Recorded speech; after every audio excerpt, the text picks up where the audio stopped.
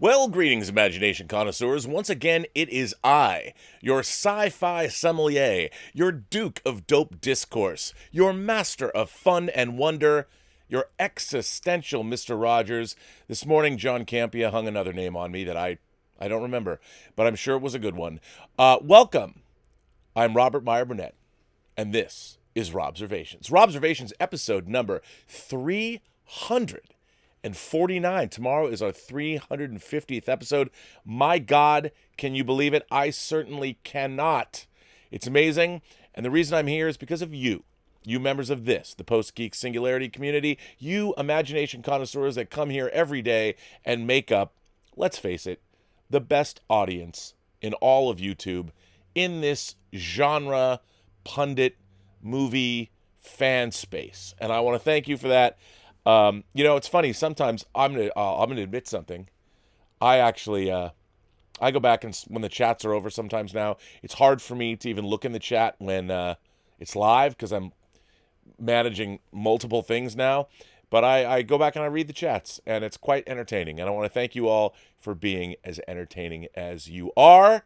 I feel very lucky.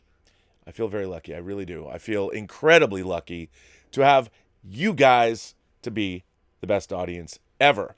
Now, I bet you thought that you were going to escape from me talking about Star Trek. Well, on one hand, I can tell you, you are going to escape it, at least for a few minutes, because someone else is going to talk about Star Trek. Our own Roberto Suarez, the Puerto Geekian, is here and sent me a video. He sent me a video, and first of all, before I play this, I want to encourage anybody who watches this channel to send me videos. Send me videos like this one. Now, Roberto was smart. He used music that was in the public domain, and it is obviously fair use to use someone's podcast in this manner there. Roberto obviously gives that person his props, but I think this is a really interesting piece, and I want to thank him for sending it in. I invite all of you members of the Post-Geek Singularity community, anybody who wants to send me a video of any kind, I mean, within reason. Vesna, if you want to send me something a little risque, I'm certainly happy to watch it, but I don't know if I can play it on the show. And just saying. But I really like getting this video, and I thought it was terrific, and I will let you decide. But I'm going to follow it up with a letter from Joseph. That's right. So here we go. Hello, Rob, and members of the PGS community. In a recent interview with the Transporter Room 3 podcast, Jonathan Frakes shared some insightful comments on New Trek. I like that her and Picard aren't instant buddies, right? I mean, that's one of the things about this new show, I guess, which must be kind of different for you as a director behind the camera, right? I mean, like on Next Generation, everyone had to kind of always get along to a certain degree, right? That was the Roddenberry approach to there being no conflict. Yeah. Which made it very hard, again, for the writers, when drama is built on conflict. And Gene's adage about the future, his beautiful vision of the future, was without conflict. Our episodes were meant to be morality plays or cautionary tales. Yeah. And the new Star Treks, the Discovery and Picard, are filled with more complicated relationships where there is doubt and suspicion and resentment and qualities that Gene discouraged us from playing and discouraged the writers from writing. Yeah. Yeah, I mean, do you think that that's necessary? This, in the year 2020, like these are the kinds of stories that we need to tell now? That's exactly what I think, and that's very much the intention of the show. And I think part of the success, the early success of Picard, is not only hung on Patrick and Michael and Akiva and Alex's talent, but also on the time of the painful situation we're in as a country. Yeah, for sure. This idea of the current presence and previous absence of conflict is at the center of the schism in Star Trek fandom. And is it even true? Conflict has always been a part of Star Trek. Kirk, Spock, and McCoy argued frequently on how to approach challenges they faced in their missions. And episodes like A Private Little War or The Measure of a Man force characters to make tough choices and ponder moral dilemmas. Just because humanity had maximized its potential didn't mean that challenges didn't lie ahead, where no one had gone before.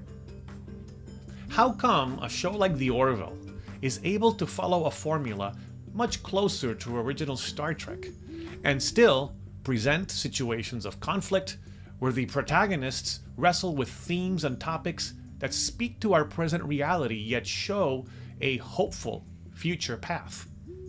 Are the creators behind New Trek confusing conflict with darkness and grittiness at the expense of Roddenberry's vision for the future? I'd love to hear what you, Rob, and fellow PGS members have to say. Thank you, and see you next time. Well, I want to thank Roberto for a great video. I really like that production value, Roberto. Nicely done. And again, you know, one of the things I love about this channel is interacting with everybody and hearing people's points of view.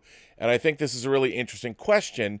And what was really interesting is that I got this letter from Joseph today. And I figured I would share this because I thought it was a great counterpoint. Joseph says, "What I noticed on the show over the last few weeks are letters that all they do is trash talk on modern Trek shows.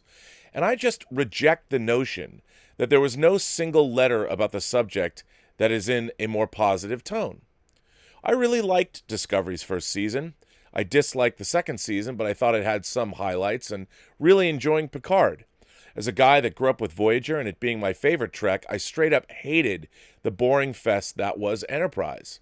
But I never trash-talked about it to anyone or said they're not true fans for loving it. The vast majority of people who dislike Discovery and Picard, when asked, 'Why don't you like it?' say, 'This is not Trek.' I call that bullshit. Everyone who says that need to hop back in the DeLorean and come back to present day. Stop living in the past. To quote a wise man, let the past die. Kill it if you have to." Was he a wise man? For me, is Discovery as good as Voyager? No. Is Picard as good as Voyager? No. But I still find it enjoyable. Could it be better? Absolutely. Let's not pretend all former Trek shows and movies were Shakespearean, Oscar or Emmy winning material. To say Trek should always present a future as utopian and near perfection is insane and far from truth. Humankind will never be as united as it is in the Star Trek universe, and this is especially important to kids growing up with modern Trek. Giving them something like utopian TNG, DS9, and Voyager Trek is raising them in ignorance. At least with Discovery and especially Picard, we are giving them a realistic view of humans' everyday struggles. Let's not pretend those will ever go away in the future, and it's way better to pretend the younger generations for that with a popular TV show. Let's focus on the characters. How the hell y'all think women act when they're hammered? That drunk scene was bang on point, as well as Raffi's encounter with her son. That's the kind of drama I'd rather see over Data's shenanigans with Spot, and that's the kind of drama people can completely relate to.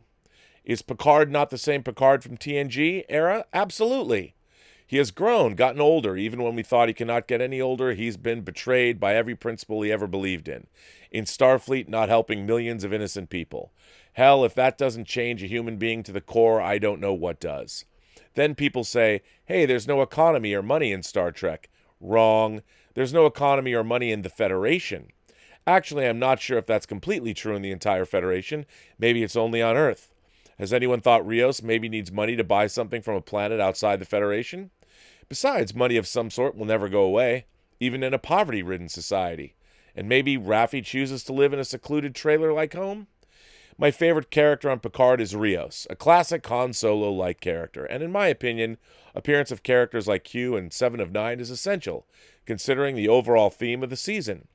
That will change if I don't see 7 in this season anymore. I'm actually very surprised Kate Mulgrew has not appeared yet, considering Borg was an important part of Voyager's tenure. Also, cursing and gore on Trek? Yeah, they didn't have it in the old Trek because they couldn't do it on network TV. Here on streaming, they have that option. Don't think for a second they wouldn't explore more adult-heavy subjects back then if they could have. In the end, we have already seen Utopia and Trek so many times, and I don't want those sugar-coated thematics in modern Trek anymore. Let's try something different, even if it's not Roddenberry's vision. And let's try not to shit on it after only 5 episodes, please. By the way, tell Willow to watch more Voyager or threaten her with renaming Willow Talk to Joseph Talk if she doesn't comply. Well, interestingly enough, I thought those were two very great counterpoints, letters, and things like that. And I very much appreciate, of course, hearing your thoughtful points of view. That's why, again, why we have the best audience here on YouTube. So thank you, both Joseph and Roberto, for all this. My rebuttal to that is Star Trek, the world that we live in has always been tumultuous. It's always been that way. Certainly it was. I mean, in 1966, we were mired in Southeast Asia. The Vietnam War was, the Vietnam police action was raging. We are in the middle of massive cultural and social upheaval. We had a president assassinated. Later to have Martin Luther King and the president's brother assassinated. Civil rights, literally people were marching. The country was tearing itself apart. We had massive social change happening when Star Trek came on the air. Now, I think at its very core, there's a lot of people who think just like Joseph. And I want to say, I don't think Joseph is wrong. But I will say this. Star Trek is what it is. At its very core, first and foremost, it is a show that is supposed to show, it's a television show that's supposed to show us, the audience, a vision of the future where humanity has gotten over and solved our problems that plague us now. We're in the midst of, obviously, problems today. Now, what was so great about Star Trek was it reflected back on us that we are going to be okay. And I think the problem with modern Trek is twofold. One, I think that by removing that, and for the last 10 years, there's really been nothing aspirational about Star Trek. The whole time, I mean, there's been some kind there's never been, even the stories of war or the stories of strife that we saw in Star Trek had some kind of ultimately uplifting or illuminating or hopeful message. Yes, even in the midst of seasons-long arcs like the Xindi War epic or the Dominion War, our characters, because they came from a place where their species, humanity, and let's face it, the other species in the galaxy, had overcome most of their problems, that they were able to provide us with a hopeful, the very milieu, the very premise of Star Trek was hopeful. And I feel that's been completely subverted. That's my problem with the show. That, and I think the writing, none of the writing staff that we've seen on Discovery or on Picard are writing stories that are true to themselves. I see everybody's wants and needs, whether it's Patrick Stewart's or what, I see a writing staff at war with itself. And I'm waiting to feel that I'm waiting for one Voyager or one Discovery or one Picard story to seem like it's a true story that I feel was true to the basic tenets of the story being told. I feel the whole series is kind of at war with itself and at war with everybody who's working on the show and what it is that they want. And that's my objection to it. It has nothing to do with me being old. What I want ultimately are great stories and great characters. And I feel even Picard, he's not acting in character. I don't recognize him. And it's not because he hasn't changed. When you have literary characters and they're characters where their basic traits, even though they might be older or they've moved on, or even if you want to show them in a place that we haven't seen them before, they still have to then exhibit those traits because they are that character. And I haven't seen much of Jean-Luc Picard as we've gotten to know him over the last, well, since 1987, in the character of Picard as he's being portrayed now. I just don't feel that it doesn't ring true to me. And it's not because I hate modern Star Trek. That's not it. It doesn't feel like what I'm getting is genuine. Now, I agree with Joseph. You can have stories that reflect the modern day. That's what Star Trek has always done. But they've been more allegorical. I feel like, yes, and of course, some of those allegorical stories, like we've talked about, Let That Be Your Last Battlefield, were very obvious and on the nose. But this is so on the nose, I just feel it's not clever. It's not that interesting. And I feel that Star Trek should be, the writers should be doing a much more clever job of addressing their concerns. It's so right on the nose. I feel it's like something I would have written in high school. And I did write stories in high school and tried to deal with these kinds of issues, and they weren't particularly good. I'm sorry, and I feel like Star Trek Picard, we deserve better writing. In a world where we are getting Better Call Saul, and we've been getting Breaking Bad, and we get fantasy and science fiction shows like Dark Crystal, The Age of Resistance. I mean, who would have thought a puppet show would have had such great writing? But it did. And I feel that Star Trek should be the Tiffany standard of science fiction.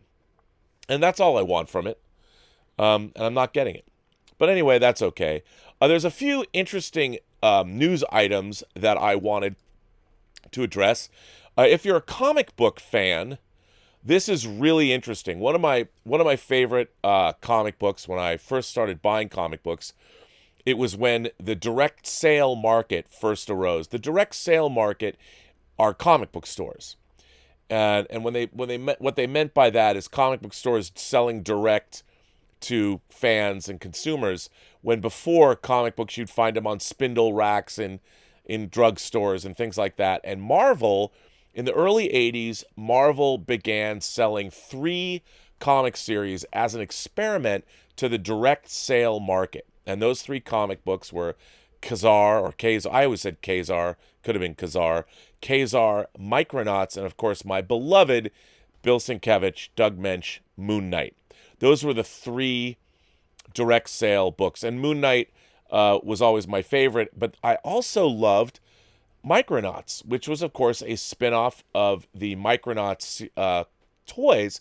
And those were repackaged toys from Japan that the Mego Corporation put out. But the Micronauts comic I loved it because it was drawn by Michael Golden, who was one of my favorite comic book artists of the era. He later went on to do Marvel books like The Nam, and he also drew one of my favorite superhero comics ever, which is Avengers Annual 10, which was the introduction of the X-Men Rogue. And IDW is going to be putting out one of their beautiful, oversized Artists Edition that's going to be called Michael Golden's Micronauts Artists Edition, and it'll be an oversized hardcover collecting 6 issues of Marvel's Micronauts that haven't been in print. They haven't put them out. And the first 5 years, it was written by, of course, Bill Mantlo, who many people might know from ROM, Space Knight. And I'm very, very excited to get this. I think it's really cool that this sort of lost part of comic history is coming back. And something else interesting, there's going to be a Day of the Dead TV series, yes, based on the Romero movie. And it's going to be on Sci-Fi. And they're calling it, at least in this article, an ode to George Romero's 1985 feature. And it was greenlit direct-to-series with another fellow genre drama called The Surrealtor. I love The Surrealtor. What a great title. They're going to launch this in 2021, and the Day of the Dead story tells the story of 6 strangers trying to survive the first 24 hours of an undead invasion. Now, they've already done a show like this. I don't remember the name of it, but I quite liked it. I think it was a spin-off of that Z zombie. I don't even remember. I was watching it, but it almost took place in real time. So this is pretty interesting. I love the idea of they're going to do 10 episodes covering the first 24 hours of the zombie outbreak. Because this other show that I think kind of already did it was pretty good. I liked it. So anyway, yeah. So that's kind of interesting. Two little little news stories off the top that I thought was worth sharing. Look, I'm excited for him. I don't know if you're excited for him, but damn it, I am in fact excited. Now, what I wanted to get into today, to sort of let's table Star Trek till next week's episode of Picard.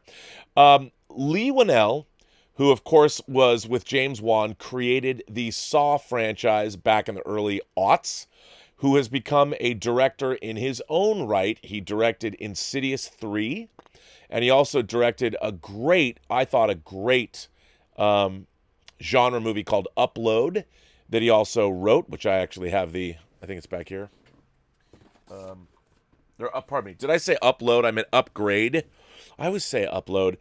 This is the Second Sight Blu-ray of Upgrade. It's a fantastic box set. This is the company that is making the Romero Dawn of the Dead. That is my most eagerly awaited. They're doing Dawn of the Dead and they're doing Martin, but they're doing an ultimate box set of Dawn of the Dead. It will be the definitive Dawn of the Dead that's ever been released on physical media. I cannot recommend this company highly enough.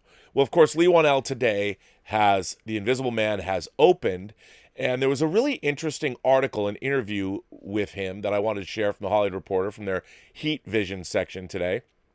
And it was interesting because Leigh in this, like I know him, Mr. Whannell, I guess I should call him Mr. Whannell, even though I'm probably older than he is, shares a lot of interesting insight into making these films. Now, The Invisible Man has a reported production budget of $7 million. And I really admire what Jason Blum and Blumhouse has been able to do with horror. And what is that, you may ask? What is it that I admire so much about Jason Blum? Jason Blum, using Universal, has made it possible to make, I would call them even ultra low-budget films. I mean, I know $7 million is not ultra low budget, but low-budget movies that Studios Universal is releasing, and they are doing quite well. They are making a lot of money, and they've really brought back low-budget horror and made it viable in the theatrical marketplace, which is terrific. And not only that, they're bringing back a certain level of quality as well. Yes, I understand a lot of their movies are formulaic, but they're having filmmakers. M. Night Shyamalan came back and did The Visit, which led to Split, which led to, of course, the final in his trilogy, Glass. And, Shyamalan, or as John Campea likes to say, the Shamhammer, came back and reinvented his career and worked under the auspices of the Blumhouse model, which is profitable, and it's bringing us some really interesting films. And Invisible Man is one of those films. Now, I have not seen Invisible Man. I'll flat out say it right now. I have not seen it. I plan on seeing it this weekend. It's right up my alley. And I did want to share this interview with you guys because Mr. Whannell talks a lot about how the screening process went. And as many people know, when you make films now, especially at the studio level, there's so much money involved that they have to do everything they can to mitigate their risk. And when you make a movie, you have to screen it. I'm a big proponent as a director and as an editor and as a producer. I am a huge proponent. You have to show a movie to an audience because that's what, after all, movies are for. All movies that are made presuppose that there is going to be an audience that watches them. That's why you're making them. Now, I think a lot of the time, conventional wisdom will say that, sometimes filmmakers get, they're so far up their ass, they don't understand what they've made and they need to step away from it. And I'm like, well, I don't know. I don't necessarily think that's entirely true. But what good filmmakers do is they relish showing their work in progress and getting feedback to hone and craft their movie. I think that is very important. We did that on Tango Shalom. We made some significant changes. For those of you who don't know, I have recently finished a film that I produced, and also edited and post-supervised, called Tango Shalom.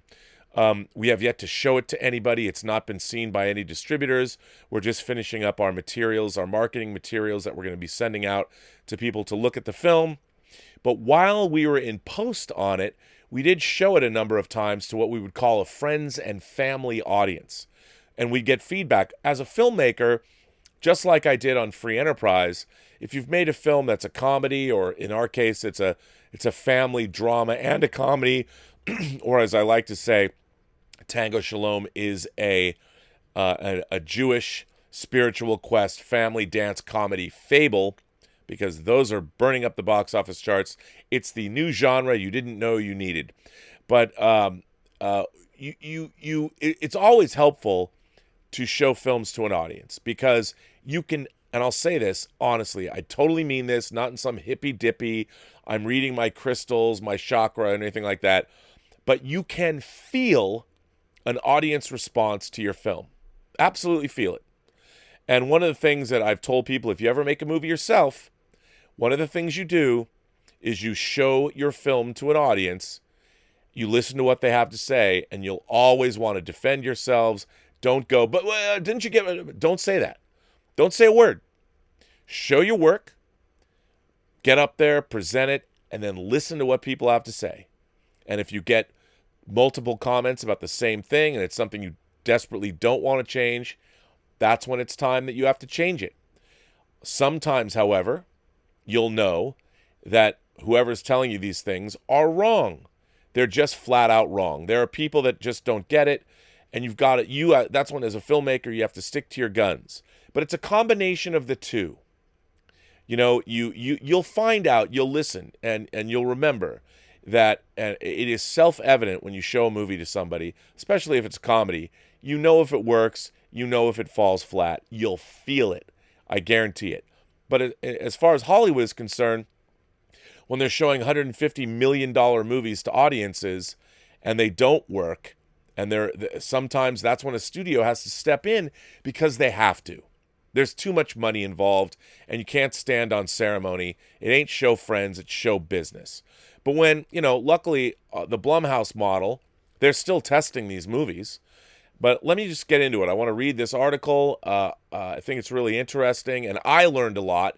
And I thought what Lee said, he endeared himself to me. I've met James Wan a number of times, but I don't believe I've met Lee Whannell. I don't think I know him.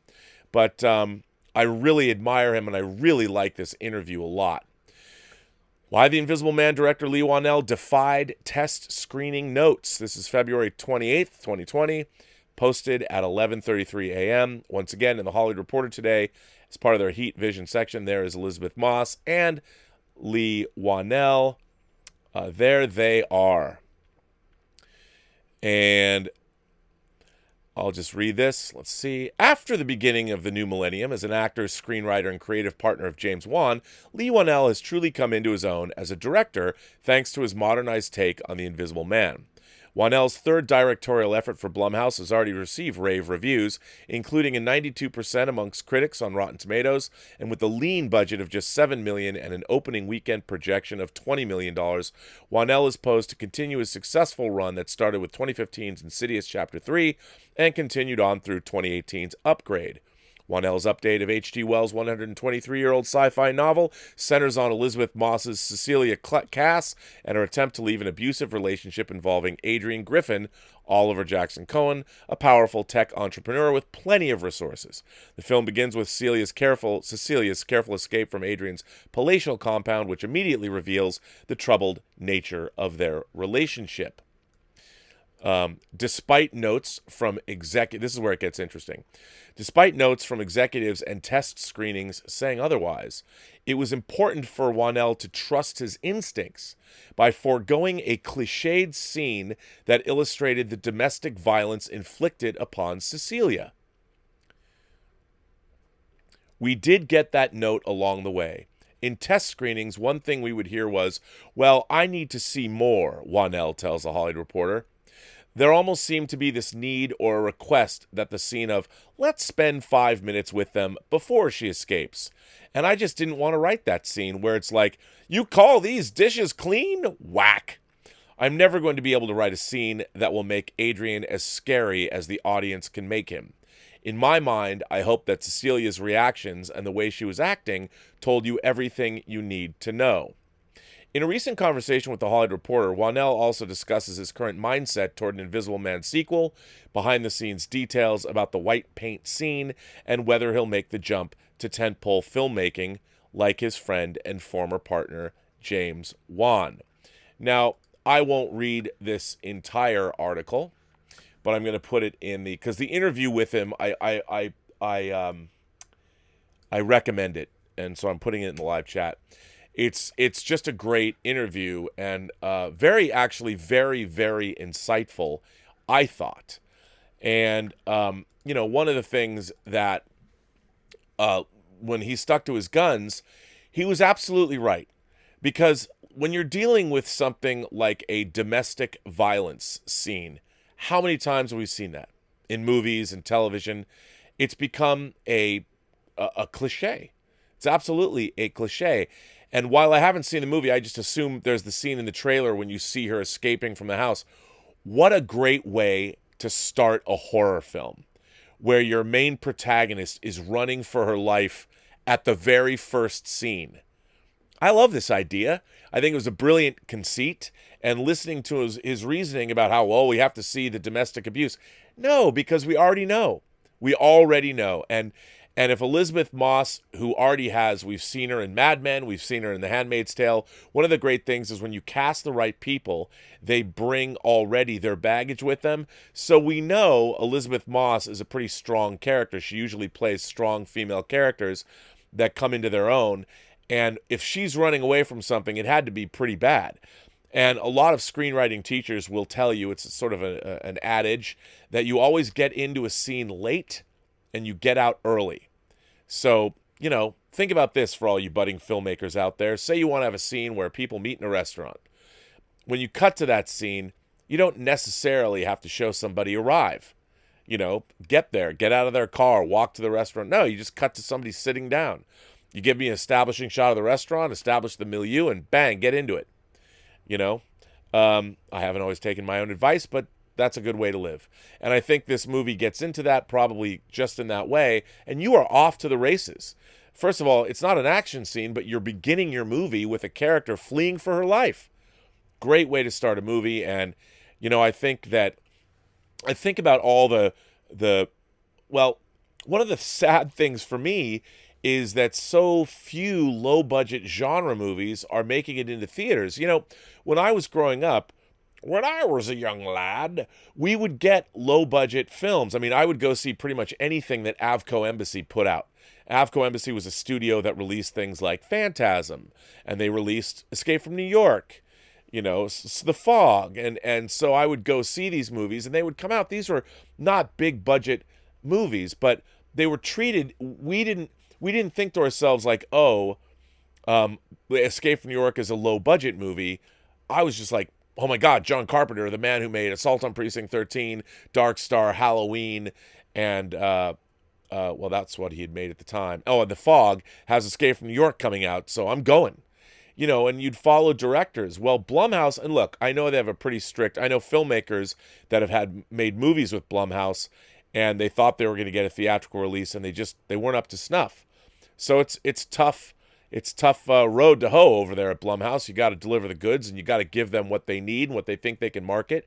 But I really do appreciate that, if you're M. Night Shyamalan or you're Lee Whannell, and, even though Jason Blum, and I hate that he said this, he produced Whiplash, with J.K. Simmons, who won an Academy Award. But he even said in many interviews, and this made me very sad, Jason Blum, you made me sad, when he said he wouldn't make it now because it didn't make money. But on one hand, I got to give it up. He was honest. It ain't show friends, it's show business. And I understand Jason Blum was like, he's probably really proud of Whiplash, but the man's running a business. He's not into making charity films. He wants and by the way, I think Whiplash should have been a huge hit. That movie's incredible. If you haven't seen it, it's not a horror film. It has nothing to do with the genre. It's just a great movie. And it's a great battle of wills between a young man and a teacher. And what a terrific film. But I'm glad that Jason Blum made those movies. And I'm not a shill. I mean, I know Ryan Rotten a little bit. I don't know him that well, but if I saw him, I would wave to him. He works for Blumhouse. Would I love to make a movie with them? Yes. Why, yes, I would. And I have a horror film that I've been working on for a while that I would take to Blumhouse. I mean, I'm hoping maybe after we get Tango Shalom sold, hopefully it'll sell, that I'll be able to reignite my filmmaking career, my directing career at least, because I have a number of projects that I would like to make. But I just think it's great. Their model is great, and I'm happy to see these movies get into the theater. Because growing up, we didn't have any distinctions on studio releases. Now studio releases are so expensive, they cost so much money, that there's a big difference between what Blumhouse is releasing and what a major studio is releasing. But what's great about Blumhouse is they've got Universal behind them. And when you have talented filmmakers like Lee Wanell making a movie like in this day and age, making a movie with basically A-list talent, Elizabeth Moss. And while I don't think it's a great movie, go see a movie she made called, I kid you not, it's called Her Smell, which came out. I don't know if it's such a great movie, but she delivers an incendiary performance in that movie. I mean, she's really an actress to watch. She's one of the finest, I think, actresses working today. And the fact that she picks such great roles is amazing, but it's fantastic to see that you can get talent like Elizabeth Moss to be in a movie like this.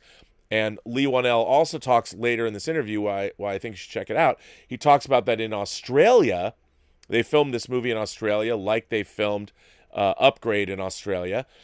They were able to, you can stretch a $5 million budget using tax incentives or tax credits and the Australian dollar, and you get $10 million for your money. That's how far you stretch the budget. And Lee Wanell talks about the Australian crews. I've watched both Australian and Kiwi crews work for literally years at a time making films, and I have to tell you, man, those crews are great.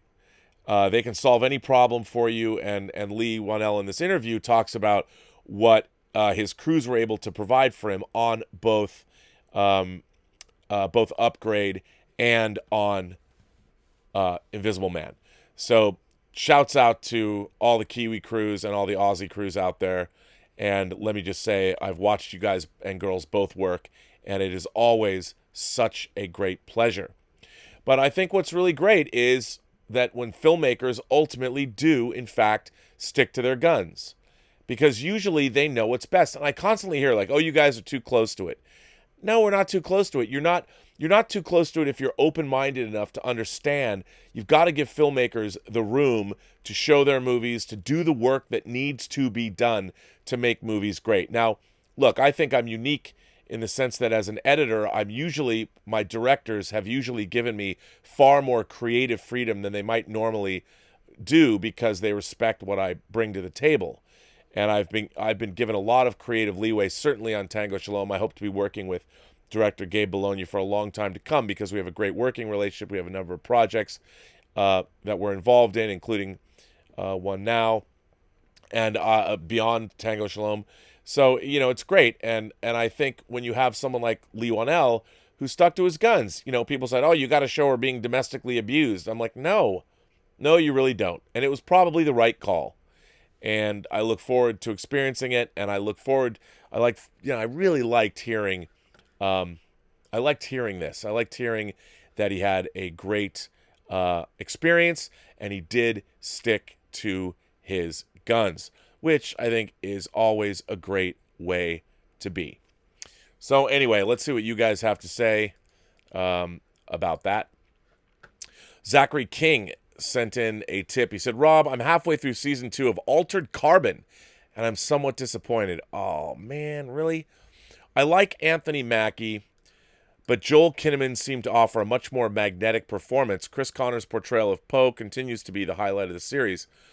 Wow, I was really looking forward to catching up with that. For those of you who don't know, Altered Carbon Season 2 dropped on Netflix last night, which is exciting.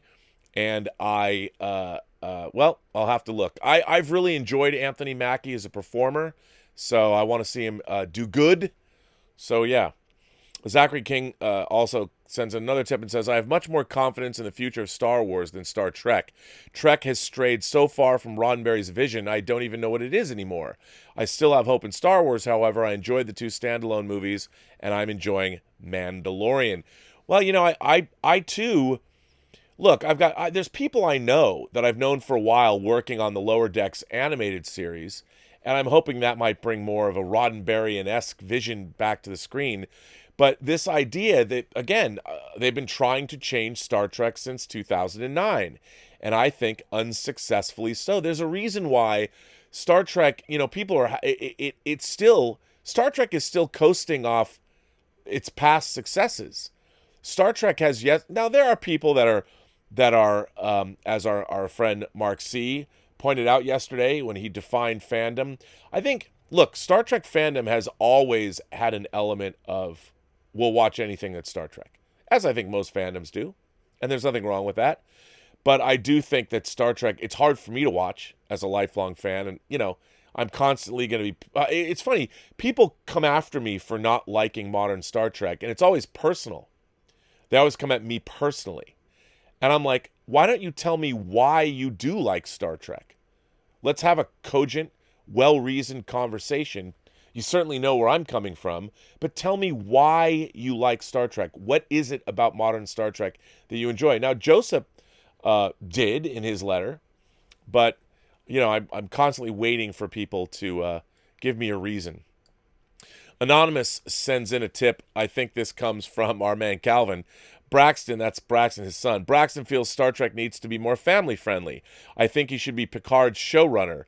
They already have a bunch of grown 5-year-olds running it. Why not have a real 5-year-old so he can't make it worse and might make it better? That would be from our man Calvin Bowles, I believe. Sorry, I know you want to be anonymous, Calvin. But can you imagine?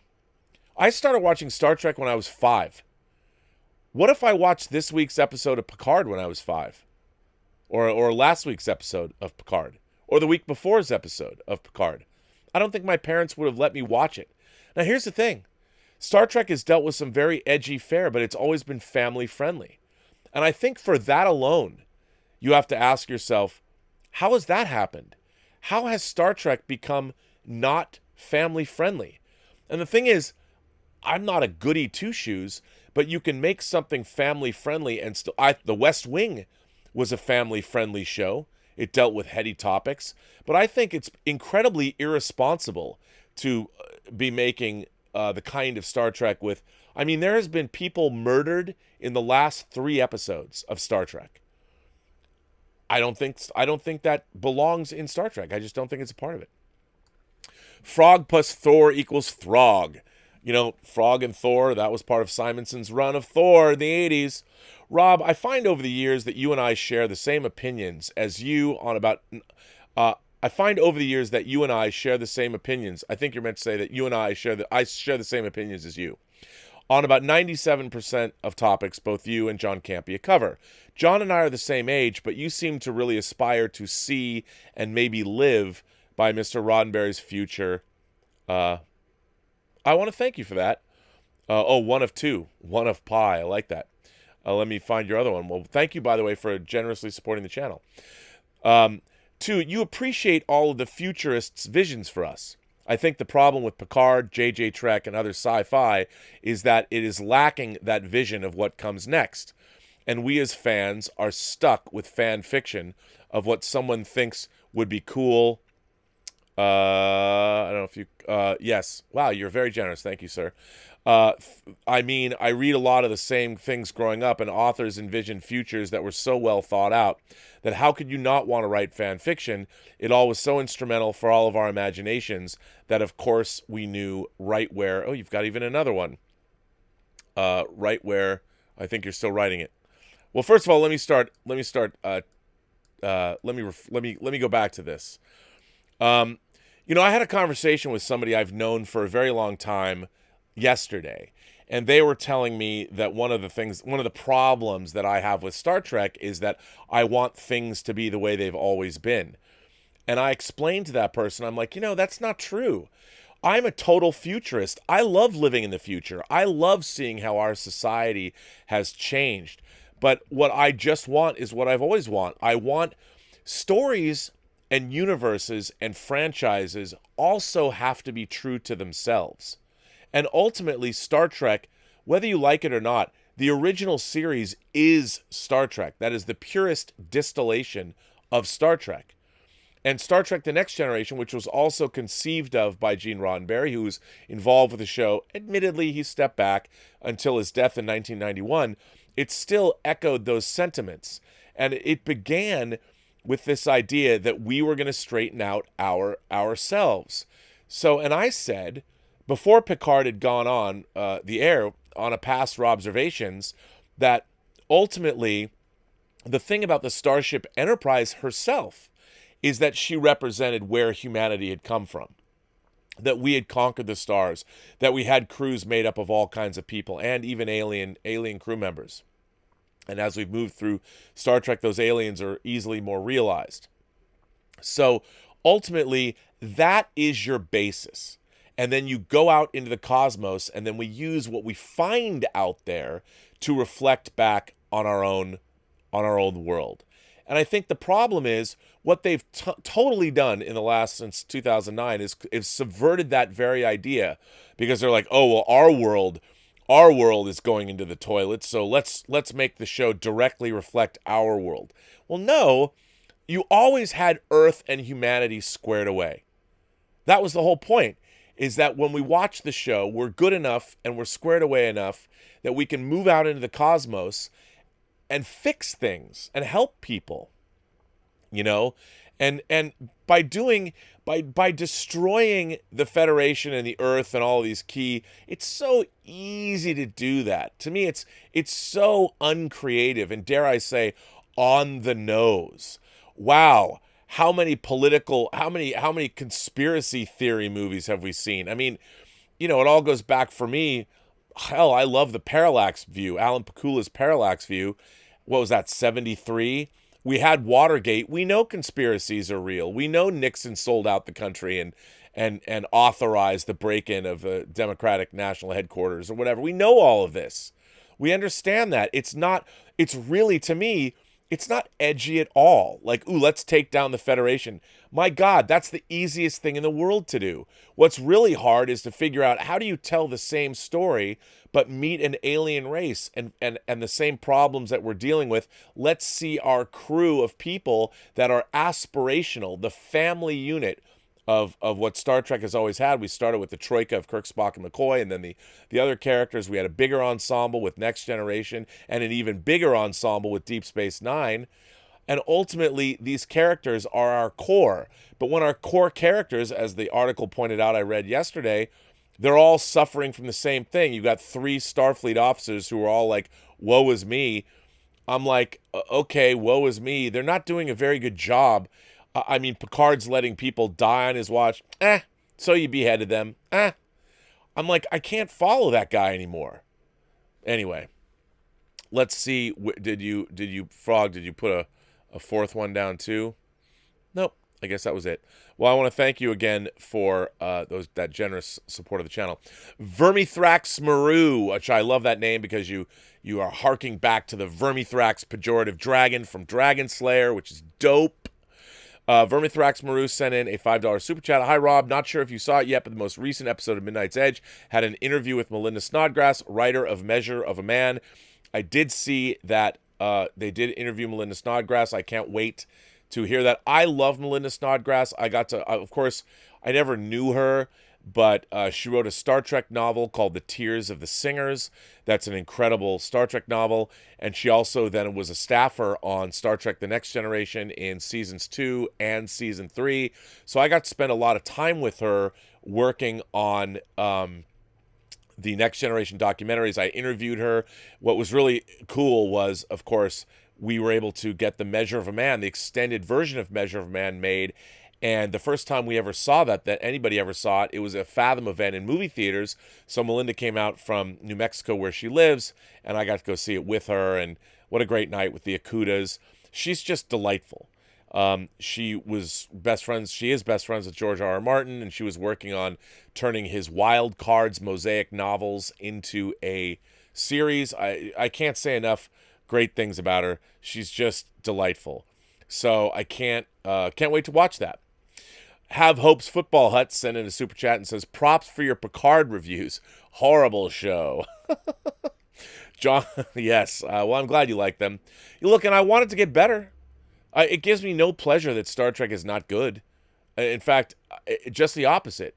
I mean, if you knew how long I've spent my life thinking about Star Trek, you would know that I get no pleasure in loving or not loving Star Trek. I just don't. John Ortiz sent in a super chat. Thanks, John. Stub McShave sent in a tip saying, "Hi, Rob. Check out these book covers by Juniper. I may have to get them and replace my existing hardback covers." I wonder if I can copy this and put it into the... Ooh, maybe I can. I mean, I'll check them out. Here, I'll let everybody else check them out. Check out these book covers. Let's see if I can. Maybe I can. If I can put them down here, and I'll check them out in real time on this show. Here we go. Juniper Books. Ho, ho, ho! Oh, dude, that's pretty dope. What's that going to cost? For those of you who haven't looked, Juniper Books is putting out a new Wheel of Time series, and all of the spines. That's... Wow, I'll have to get those, man. I think you're right, Stubble. I might have to get those just for you. The Stubble McShave collection. I'll get those. 200 Watt Studio sent in a super chat and said, "Could you call this a reimagining of Hollow Man?" You know, I don't know. I don't know. I haven't seen it yet, but it is very interesting. I mean, I think it's more personal. I like the fact that, and I guess Hollow Man becomes personal, but we'll have to see. Could be. I'm not sure. But I hope it's better. I got to say, as much as I love Paul Verhoeven, I was disappointed in Hollow Man. The effects I thought were amazing. I got to watch that. You know, I've been reorganizing my Blu-ray collection, and you know, every time I pick up Hollow Man, I'm like, I got to watch this again. I haven't watched it in so long, but I didn't love it. It might have been my least favorite of all of Verhoeven's American movies. Yes, even Showgirls. Even though I thought Kevin Bacon was good, I enjoyed. Sorry, I didn't mean to slurp that way when I took that swig of water. But I don't know. That's a good question. I'll have to get back to you on that. Could very well be. Calvini sent in a tip and says, if censorship was the reason that Trek did not do profanity and excessive violence, then why was the first movie of Star Trek made G-rated? That they didn't have to deal with censorship, and then their argument shows no intelligence. Look, I love Michael Chabon. I've got his books right up there, but that's just hogwash. It really is. The reason that Star Trek never went the profanity route, is because it's for families. And I'm not saying it has to be like, you know, Call of the Wild for families or Pablum. It's made that families can watch it together. And you can have heady subjects and you can deal with difficult subject matter, but you can make it family friendly. This idea, look, I'll tell you something. The profanity on Star Trek just sticks out like a sore thumb. And to me, I'm like, why would you do that? It's colloquial. Swearing is colloquial. It sets it in a time. If they're going to swear in the 24th century, they'll have different words we haven't even thought of before. Like, that's one of the cool things about Battlestar Galactica. Frack and Felgercarb. I mean, they might have sounded weird, but then they could get away with profanity and say, frack you or frack off. And it was a word that they had made up that was why don't they make up their own profanity? It's so lame. I'm sorry, it is. It's El Lamerino. And you're absolutely right, Calvini. I just think that it's the same with the graphic violence. You know, it's one thing, you can show violence, but, you know, you want to get graphic and show someone's eyeball ripped out. Is that really necessary? It's not Star Trek. I mean, these writers so desperately want to make something that's considered Game of Thrones. I don't think they understand. Game of Thrones was not just successful because of the sex and because of the violence. Game of Thrones was successful because of the characters and the story. All that other stuff was just window dressing. It really was. And it added to the milieu. Richard sends in a tip and says, what's with the bizarrely accurate Voyager callbacks? We had 2 seasons of Star Trek Discovery treating canon like garbage, but in this episode, they reference the Sicarians, and in the last, know that Icheb gave his cortical node to Seven. Is this Chabon code calling for help? No, this is all of this stuff comes totally from Kirsten Beyer. This is Kirsten Beyer's influence on the show. They allowed her to put these things in there. You know why? You know why I'm sure? Because these I don't want to be insulting, but No one knows this. Kirsten Beyer wrote Voyager novels. She knows Voyager like the back of her hand. That she finally was able to exert some control as a co-creator of the show to put these in there for fans. And you know what? Hey, more power to them. I liked hearing about the Sicarians. I thought that was cool. That's a great callback. It's just a little idiotic that now that the Borg have technology, they can go 40,000 light years at will. But other than that, I think that, it wasn't as good as it probably could have been. So, but yeah, I don't think it's Siobhan Code calling at all. I think it's Kirsten Beyer, finally a Star Trek fan, has enough power to wield enough influence that she can have these things touched upon. And good on her for doing so. Good on her. I like that fealty to canon. I'm a canonista. I just wish that, another problem I have is the Federation, everybody's such an asshole. And we haven't seen one Federation ship. Like, come on, man. Anyway, Calvin Bose says, the difference between Empire Strikes Back opening weekend in 1980 and The Rise of Skywalker in 2019, slept on a street all night and waited in line, sat in a crowded theater. Rise of Skywalker got there 10 minutes before the movie and sat in the theater with only 3 other guys. Well, if that's pretty telling. But then again, I would say, Calvin, that there's a lot of other mitigating factors in that, and that the world has changed. Star Wars has now been around for 43 years. So it's just a different world.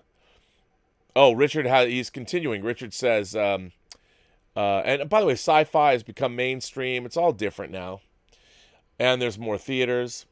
Richard sends in a tip and says, who would have known it was Voyager that would get treated right? You're absolutely right, Richard. But TNG and TOS would get abused. Again, maybe Siobhan knows that Patrick Stewart hasn't watched Voyager, and this is just coded to help the viewers. I don't think it's Siobhan. I just think it's Patrick Stewart doesn't know. I don't think he cares much, quite frankly. But you never know. You never know. But I like where you're coming from. Let's see, ladies and gentlemen. I got more letters, more than just Joseph. Yes, indeed. And I'm going to jump into them. I'm going to jump into these letters. I got a lot of them. I'm going to bang out some letters here. I'm going to see what you guys have to say. This is an interesting letter. I like this letter. This letter comes from John Ciccarelli, I think. Dear Rob, long-time viewer of yours from the Collider Heroes days. Well, nice to know that, John. The John Campy Show and Robservations since its inception. Well, thank you for that. I appreciate that. Like you, I am a fan of a certain age who lived through and enjoyed a lot of what you discuss.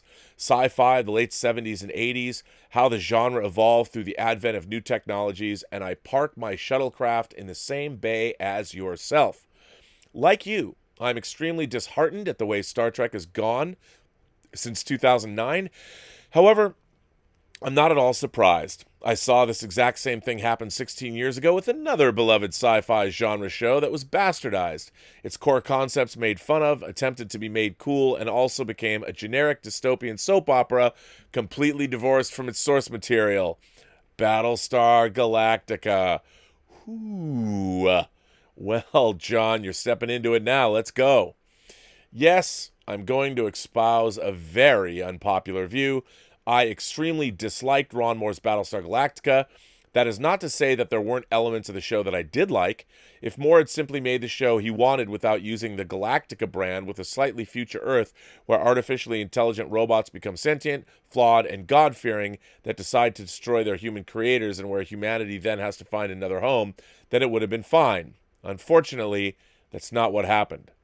I saw the first couple of seasons and initially did buy into the central story, despite it being dully paced.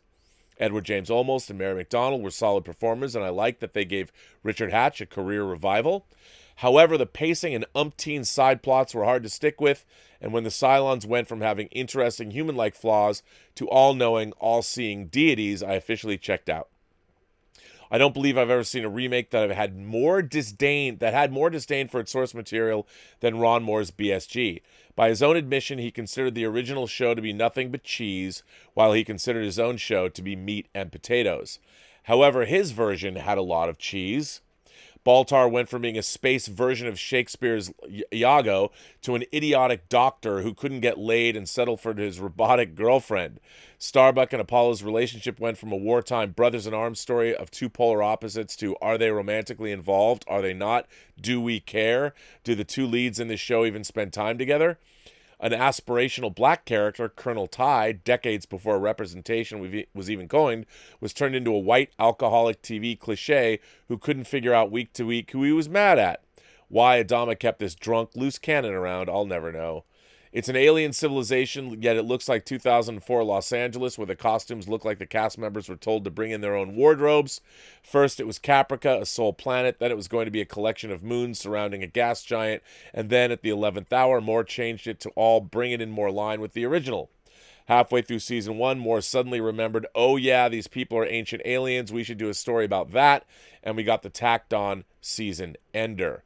Commander Kane, a space Caesar whose troops pledged loyalty to him and not the state, instead of showing how interesting that would look with a female commander, became a badly done romantic soap opera. Believe me, I don't view the original Battlestar Galactica or its unnecessary sequel series Galactica 1980 through any nostalgia-colored lenses. The franchise was at times cheesy and geared toward kids. However, it had heart, a sense of family, mysterious adventure, and a majorly interesting backstory. The origins of the reptilian race that created the Cylons and the ancient astronaut angles were never fully mined. The mix of sci-fi and mysticism, yes, were derivative of Star Wars. However, it was a far more intriguing watch than the who's sleeping with who premise or what supply have we run out of this week of more show. Like pre-2009 Star Trek, the original Battlestar Galactica was a hopeful franchise. There was something to aspire to in the journey the colonists were taking both physically and as characters.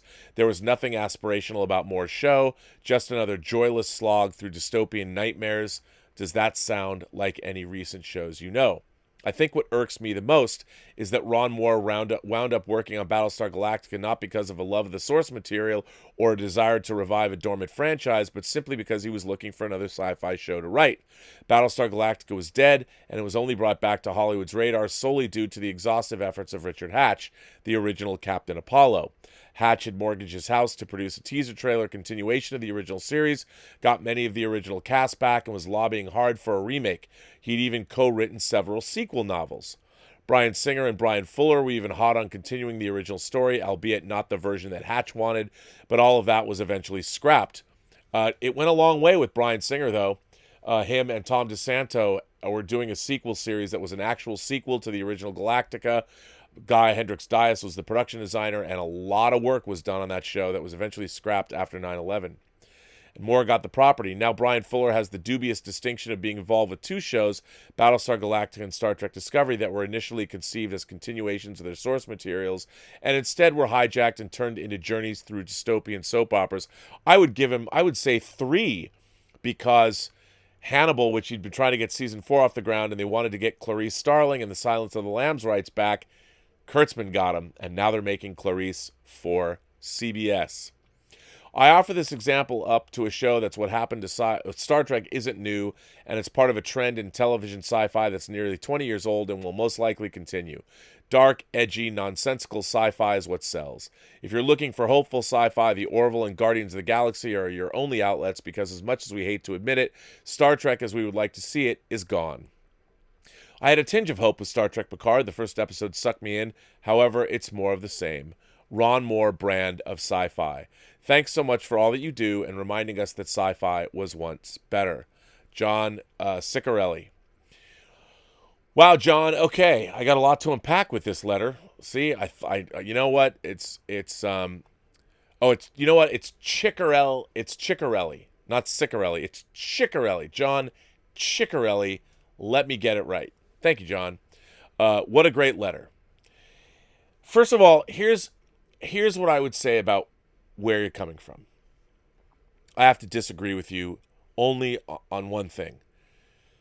I thought it was absurd, even as a kid. And by the way, when Battlestar Galactica first came on the air, and it was preempted on the West Coast when it first aired, the 3-hour pilot movie, which I have on Blu-ray. You had humanity getting wiped out. You know, the 12 colonies got wiped out. Like, the Cylons straight up massacred mankind.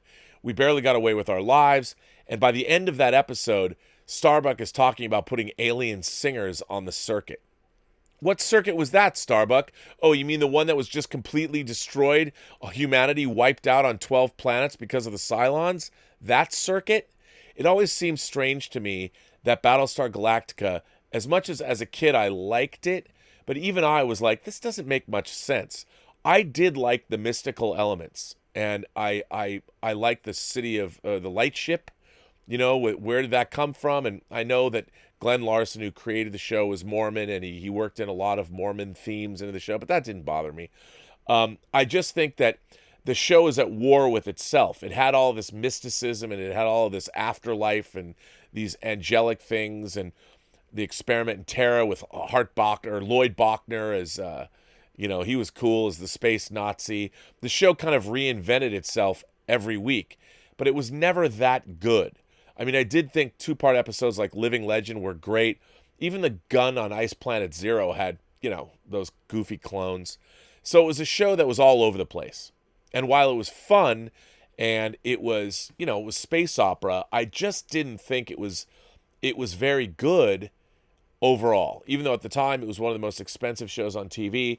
And it's not that it wasn't getting good ratings either. It was just too expensive to produce. So they pulled the plug after not even a full season. And then we got Galactica 1980. And the less said of that, the better. Flying motorcycles right out of, I think Megaforce took a page from Galactica 1980 and gave us the same. They were even kind of the same color. Maybe they were the same motorcycles repurposed. I don't remember.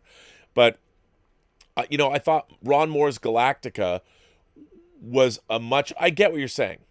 But to me, Galactica had a lot more going on. All the storylines that they're dealing with refugees and things, I thought were dealt with I thought Galactica was pretty interesting. I mean, remember, it's a show that begins with the massacre of mankind, the massacre of humanity, and just like the original show did.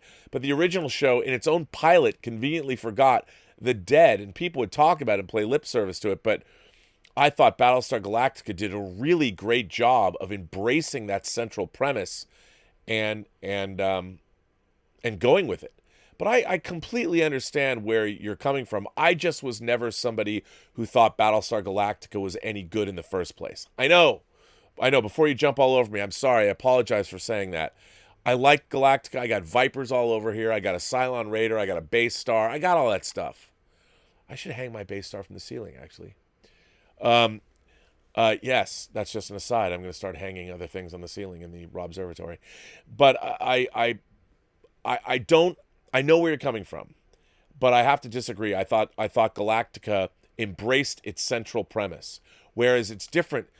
I understand what you're talking about, dystopian sci-fi, and I'm right there with you. But even dystopian science fiction can be fun, as evidenced by the Road Warrior. Yes, I know you've got a bunch of pirate rapist brigands who will kill you for one drop of gasoline, but the Mad Max and Mad Max 2, which we know is the Road Warrior, and Mad Max Beyond Thunderdome, at least those movies are somewhat fun, and there's hope. There is hope in those movies, and at least Max Rockatansky he's the Messiah. He's going to deliver us from evil. But these new movies are the Star Trek movies. They've just embraced. Where's the light? Where's the light in these movies? And Galactica did have a light. Ultimately, if nothing else, Mary McDonnell's and Edward James Olmos's relationship, and I liked it. But I understand where you're coming from. But I want to thank you for what a great letter you wrote. I love the letter. I disagree. I know where you're coming from. I disagree. I thought Galactica was a fine show, but that's only because it embraced its original central premise, whereas Star Trek is trying to get away from its central premise. At least that's kind of how I see it. So yeah. This is interesting. Our man Jeffrey Mao has an interesting letter. I like this letter a lot. Greetings, Rob. Your recent musings and discussions about the beginnings of what we know now as modern fandom got me thinking about who the oldest fans are and how that has impacted the passing down of fandom across the generations. So, much like sports fandom has been passed down from generation to generation, popular culture genre fandom has started to be passed down from generation to generation. But when did this start? The one article that you read from argued that it started with Star Trek, and I would be inclined to very much agree with that. I could also argue that it was the beginning of the Marvel Comics universe. However, I don't think that interest in Marvel Comics was strong enough and powerful enough to warrant that started the fandom phenomenon. Star Trek probably more certainly did than it created the concept of community among fans and a world related to the property outside of the original work. Now, naturally, there was a lot of cross-pollination between comic fans, Star Trek fans, and fans of other genres, but it was Star Trek that more than anything created enough momentum to keep it going and growing. I know you didn't watch Trek in its original run because you were still a baby, but let's say that you did and you were around the same age as you were in reality. So say you're 7 or 8 years old watching the first season of Trek. You watch Trek for 3 years and then it suddenly goes off the air. So let's say for all intents and purposes, your fandom continues the same way. The only difference is you encounter the later fan milestones at an older age. Hypothetical Rob watches Star Wars at 17, 18 instead of 10 or 11. You watch Star Trek the Motion Picture at 19 or 20. You get my point. Would you still be the same massive fan as your real self? I guess my point is, how old can you be while still saying the same kind of fan? Well, my age right now. I know we have a couple of 60-year-olds in the Post-Geek Singularity, but clearly they're in the minority. Could you still be the same fan, say, if you were 63 or 64? I'm thinking, what if you were a young teen watching Trek? Because I feel like even though there are a lot of adult fans of Star Trek and later Star Wars, how many of them became fans like us? Say you're 25 watching the original Star Wars, A New Hope. By the time Star Wars Return of the Jedi comes out, you got a job, you're married, kids, whatever.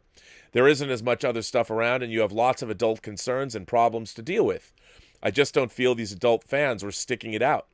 I think Andre from Midnight's Edge is dead on about needing to be young enough to become a fan. He has no love for Star Wars because he never saw it as a kid. You're right about your fandom needing time to marinate and germinate and take hold.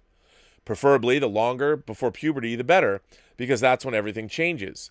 I'm sure if you were to poll people about when they stopped liking the stuff that they liked as kids, they would say it was when they hit puberty. I mean, you obviously met a lot of adult fans at conventions and movie theaters and the like, but how many of them are still fans now? I have to imagine most drifted away.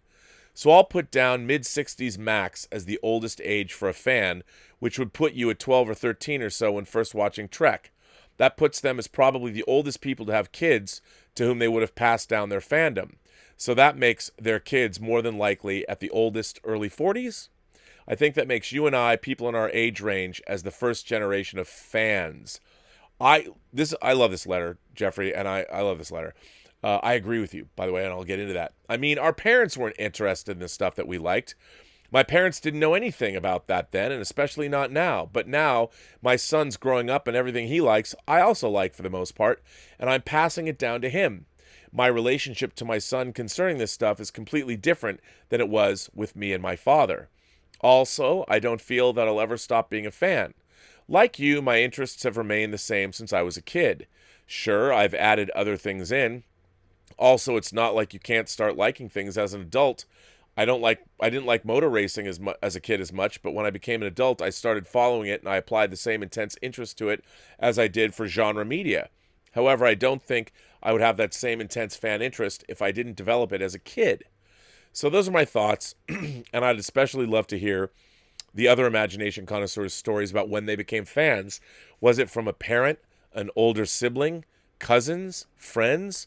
Thanks, and see you in the Singularity, Jeffrey Mao. Well, Jeffrey, I got to tell you, dude, I know you've been here for a long time, but I love letters like this, and I think it's a really great question. I mean, I'm always interested, after all, what is all of this stuff for anyway? And whether it's comic books or whether it's Tolkien, I would say that something happened in our society. I don't think there could have been fans the way they exist today much earlier than we are. Like, I've always called myself the OG, and I've always quantified it as modern fandom. You know, there was Star Trek, but it was a niche fandom.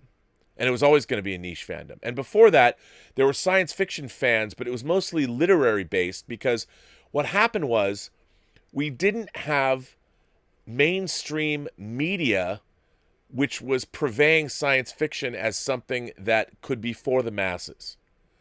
certainly we had books, science fiction had been around, Jules Verne and H.G. Wells and Mary Shelley, and there were people writing literary science fiction, and mostly genre fiction, which was where most of fandom resided, was in fact literary. That's why you had the World Science Fiction Convention, which was very literary. And even when I was a kid, I would go to NorwestCon in Seattle, and that was a very literary convention. And even as a kid, I knew that people thumbed their noses at sci-fi media because it wasn't nearly as in-depth and interesting and intellectual as media was. You know, I'm going to take off my... it's getting hot in here, and my glasses are fogging up. And I think that's a big point, a big part of it. And I think also, you know, while kids... merchandise, there's a confluence of events that happened, I think, beginning in the 60s, when kids could buy licensed toys. They made Lone Ranger toys. They made James Bond toys. But it wasn't really until, a James Bond movie would come out once and you couldn't watch it over and over and over again. But I think that the world we live in, as you said, began at a certain time where there was a replayability happening. And even when people were Star Trek fans, and you watched during the original airing of the show, or if you liked whether it was Thriller or One Step Beyond or The Twilight Zone or anything Alfred Hitchcock Presents, people liked these things, and if it tickled your fancy, you were a fan of this stuff, but it didn't become something that you necessarily could incorporate into your daily life. I think what really changed all of it was being able to get this stuff on a daily basis. Syndicated television was probably the thing that changed it. Independent television stations, because remember, TV was not that new. Was still pretty new. It wasn't old, you know, and there wasn't a lot of. I really think that it was the advent of television, and when things like Twilight Zone, for me at least, as a kid, when there were Outer Limits, Twilight Zone, Star Trek, Time Tunnel, Land of the Giants, you know, Voyage to the Bottom of the Sea, Lost in Space, and then UFO, The Prisoner, Space 1999. When I could watch all of these things with genre trappings, whether it was science fiction, fantasy, and horror, Kolchak, The Night Stalker, whatever it was, when they were repeatable, and you could go back and see them again and again, when Star Trek would air every night at 6 o'clock in Seattle on Channel 11, I could watch it every night. And suddenly I could study it when an episode came on a second time and a third time, or a Twilight Zone episode, I was watching it for the 100th time. Suddenly it became a thing that it became beyond just entertainment that was sort of ephemeral. It became something that you could study. And then when the things became successful, there was merchandising. And then in 72, they started conventions. And then we also had, I think movies, people loved movies, and there was Famous Monsters of Filmland magazine, of course, as far as genre magazines are concerned. But then in the 70s, all of this stuff exploded. It all exploded. And it fed off each other. If you were a media science fiction fan, it led you to books. And then when Star Wars came out, movies were suddenly... movies had you could get books on the making of Star Wars. And it was the time. It was actually the time. And like you said, I think your timetable is spot on. I think if Star Trek wasn't in strip syndication and I wouldn't have watched it every night, I would have been a fan, and I probably would have gone and I probably would have tried to get into the military, frankly. If I didn't become a film fanatic, I would have gone. I'd love to have flown. I would have loved to have been an astronaut, gone into the Air Force or something, and maybe become something else. I don't know. But because these flights of fancy, and it was a confluence of things. There was a bunch of stuff. The rise, Tolkien was huge. I know amongst college students you had talking about I, Grok, Spock, Stranger in a Strange Land, Free Love in the 60s. It was the 60s and the 70s that created, I think, fandom. Now, sure, people were comic book fans. All fandom was a very niche thing, but it was when it became you were fans of both comic books. Star Wars the movie led to making of books and blueprint books, and then it also had a comic book component, which then suddenly, oh, if you like that, you're going to get the Star Wars comic book. You might not have been into comics, and that became a gateway drug. And then you started getting into superhero comic. It happened to me. You know, I collected Justice League of America comics. I wasn't really into it. I love the Justice League because of my Mego superhero figures and the Super Friends show when it was an hour. And then when I got into comic books, again, I mean, my mom bought them for me, but when I saw Camelot 3000 #4, Robbie Cullen, as I've told this story before, was doing my paper out, dropping off my paper at Robbie Cullen's house, and there he was on his front stoop, and I picked up this comic book, printed on Baxter paper, the heavy gauge, the white, the paper was white, the printing was vibrant, Brian Boland's art. I was like, what the hell is this? You know, I'd never, they didn't have that in the 70s. It was again a direct sale thing, and I'm like, I gotta go get me this.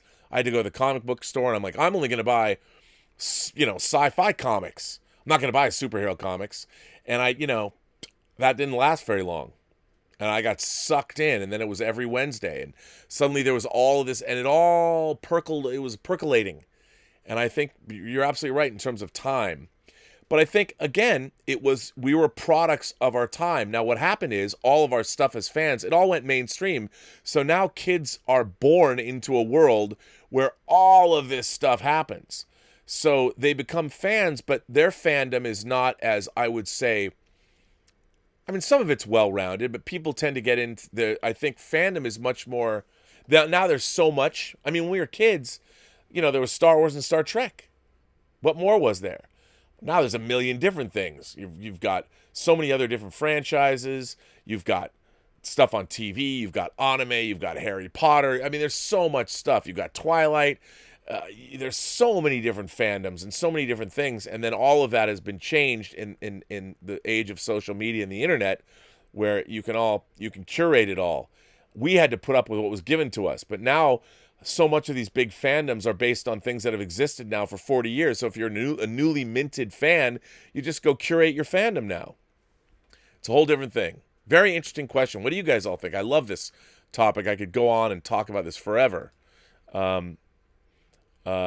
wow, what a really interesting thing. 200 Watts Studio sends in a super chat and said, more left Voyager, a lost ship trying to get back to Earth, and did its premise as Battlestar Galactica when he couldn't sell the idea on its own. I don't know. I think he also had David Icke. I don't know the case. I think they jumped into this. They were trying to develop Galactica for a while. And remember, people forget that Rob Liefeld put out Battlestar Galactica comics. As people pointed out, there were Battlestar Galactica novels.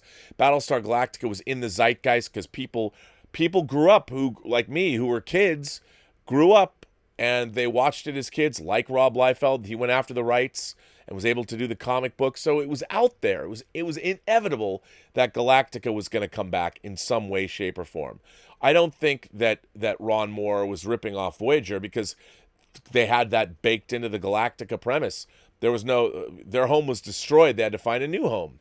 So, yeah. Stubble McShave sent in a tip and said, I would argue that the Lord of the Rings fandom existed before the Star Trek fandom. Absolutely. The interest of Lord of the Rings was passed on to friends, family, and children. Well, I agree with you, but the problem with Lord of the Rings, not a problem, was it only existed as a literary property. There were no movies until Ralph Bakshi, until there was the Hobbit TV movie, and then Ralph Bakshi did the first half of Lord of the Rings as his movie. And that was, Lord of the Rings was huge in the 60s. When it first came out, it was huge. College campuses, ate it up. College campuses really, the 60s, we talk about not just the era of civil rights and women's rights and free love and the pill and all that, but science fiction and fantasy was flourishing on college campuses in the 60s. People were reading Valentine Michael Smith. They were reading Heinlein's Stranger in a Strange Land. By the way, if you guys haven't read Stranger in a Strange Land, it's a little dated, but you got to read it. You got to read canonical sci-fi. You really have to. That's why before seeing the movie, everybody should read Dune. But that's a big part of it too. The evolution of fandom. This will be something really interesting to chart. I could see us doing, we should all make a documentary. We should do the first Post-Geek Singularity documentary. You can all be research assistants. You can all be producers. And we should see if we can do like the shows that made us, but about the origins of fandom and how it's changed. I mean, it's really, really interesting to see how and there's so many different kinds of fans, as our man Mark C. pointed out yesterday. And conventions have become big business and everything has gone mainstream. And there's so much. I mean, my problem is that I never could cut down my fandom. You know, it was too, I mean, I mean, I look around, I'm like, my God, what am I not a fan of? The music, Prince, The Cult, Dead Can Dance right up there. You know, all my bands of the 80s, Duran Duran, Depeche Mode, The Damned, Christian Death. What else do I have? I mean, there's so many. New Order, craziness, and endless. I'm a fan of too many things. I'm drowning in my fandom. So, yeah. Attic Hatch Sound sent in a tip and said, oops, accidentally deleted my super chat text. TV changed everything. From fandom to civil rights, Martin Luther King may not have made such a mark without TV. Attic, you're absolutely right. 100% the mark that television made on culture, not since, until no one had ever seen anything like that. It changed the world. And as I said, fandom really began when you could see things over and over and over again. So in the 70s, that's where it started. I really think that's where today's fandom, sure, it had its roots in other things. There were always comic book fans and science fiction fans. But, you know, even kids, you might have been a fan of the James Bond movie and you might have gotten the toys and everything. But a Bond movie would only come out once every 2 years. And then it wound up on ABC television in the 70s. But that was a big deal. So there, you couldn't be exposed to these media properties over and over and over and over again. You know, television changed the whole thing.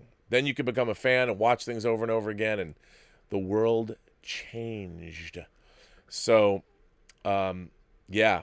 Here's a letter from our favorite funny man, although this isn't a funny letter. Paul in Long Beach. Rob, Diana Sarah Carey, the last living star of silent movies, has died at age 101. As baby Peggy, she headlined a series of films in the silent era and was popular like Shirley Temple later would be. Sadly, many are lost films. A very special salute to this grand lady. Well, I'm gonna tell you. I want to thank you for mentioning that. I'm going to. Oh wait, hang on. Let me. There's a link to a great Hollywood Reporter tribute to her. I'm going to put this in the live chat for you all to read. I love it when people write in like that. Thank you for doing that. Thanks, Paul. You know, I don't mean you only have to write me funny letters, because obviously that was a delightful letter, and I love preserving a little bit of Hollywood history. This comes from Catalan Kit. I am not beyond criticism, so I'm going to read this letter. Rob, for some time now, I wanted to write you regarding some issues with you and the show. So this is it. This is an RMB Robservations critique. I don't think it's a good idea to read this online or even post it on the website, but I'll leave it up to you. You know what? I'm going to read it aloud because I don't have a problem with criticism, especially when it's constructive. As I mentioned before, I'm almost never part of the live shows. By the way, I just want to say, you said, I don't think it's a good idea, but you leave it up to me. So remember, if you ever send a letter in to me and you don't want me to read it, say to you don't want me to read it. But I want to read this. As I mentioned before, I'm almost never part of the live shows, but every morning I'm having my coffee with you. I love your show. It's both informative and fun. I love your take on things, even when I disagree with you. I love the fact that you're a true, humble, and simple, and also a living, walking encyclopedia. Your experience behind the camera gives weight to your opinions and interpretations. I know all this sounds like ass-kissing, but it's not. It's only my personal opinion, and probably not only mine. It's because of these things I feel some issues with the show are hard to ignore. Here's my list. Dun, dun, dun. I'm pretty sure that you don't read any comments on your YouTube videos or check your videos after they're uploaded because a few of them are really bad, like 345, or a few more older ones that suffer from the same problem. The sound is good, but the video is slow and not in sync. I don't know if you made some bad adjustments on your software, your video quality is too high for your bandwidth, or just a simple internet problem, but you should take measures to prevent that from happening. If you don't know, you should ask some other streamer, and I'm sure they would be more than happy to help such a nice guy like you. Oh, this is a big problem. This is not something I have gone through. I've talked to tech people. I've talked to YouTube. They don't understand what the problem is. I've tried different things. A lot of the time, my streams, when they are processed by YouTube, are not in sync. I thought that problem was alleviated, but it happened a couple times this past week, which was very strange. I think I've got the problem solved, but it's very annoying and it's very odd, and I it's embarrassing because these I had tech problems with this new software, and certainly not all the kinks are out, but even the company that makes this stuff, they are sort of at a loss, and they've talked to YouTube as well. But they do different things. I also think, by the way, I have no evidence for this, but I also think that part of it is on the YouTube side because my channel, I do not even have, I've just passed 23,000 subscribers, and I do these long shows. So I think a lot of that might be to discourage the length of my shows. That's just a theory. I feel the need to remind you that you are not a Christmas tree, and because of that, you don't need so many colorful lights around you when you stream. All of these lights make your face look funny. Wait a minute. What lights are you talking about? What lights are you talking about? I just did this. You might be right about that. And I've been making some changes in the Robservatory. There's a lot more things happening, and I'm going to be changing this lighting. I like the lights changing, but I'm going to be doing something a little different. I don't disagree with you. I've kind of liked it, but as you point out, maybe it's not for the best, although I've been enjoying it. I only been doing this like this since the beginning of the year, since I moved in here. So it's a constant change. Just take a look on some of the shows, especially the ones that have the frame of the wide-angle camera. Some time ago, you promised that you will reveal your hot toys when you hit 20,000 subs, yet you don't seem to make any headway towards that. It seems that you just let it go under the radar. No. Don't think I've forgotten. All of these changes are happening. I did not expect to get to 20,000 subs so quickly. I know I owe you.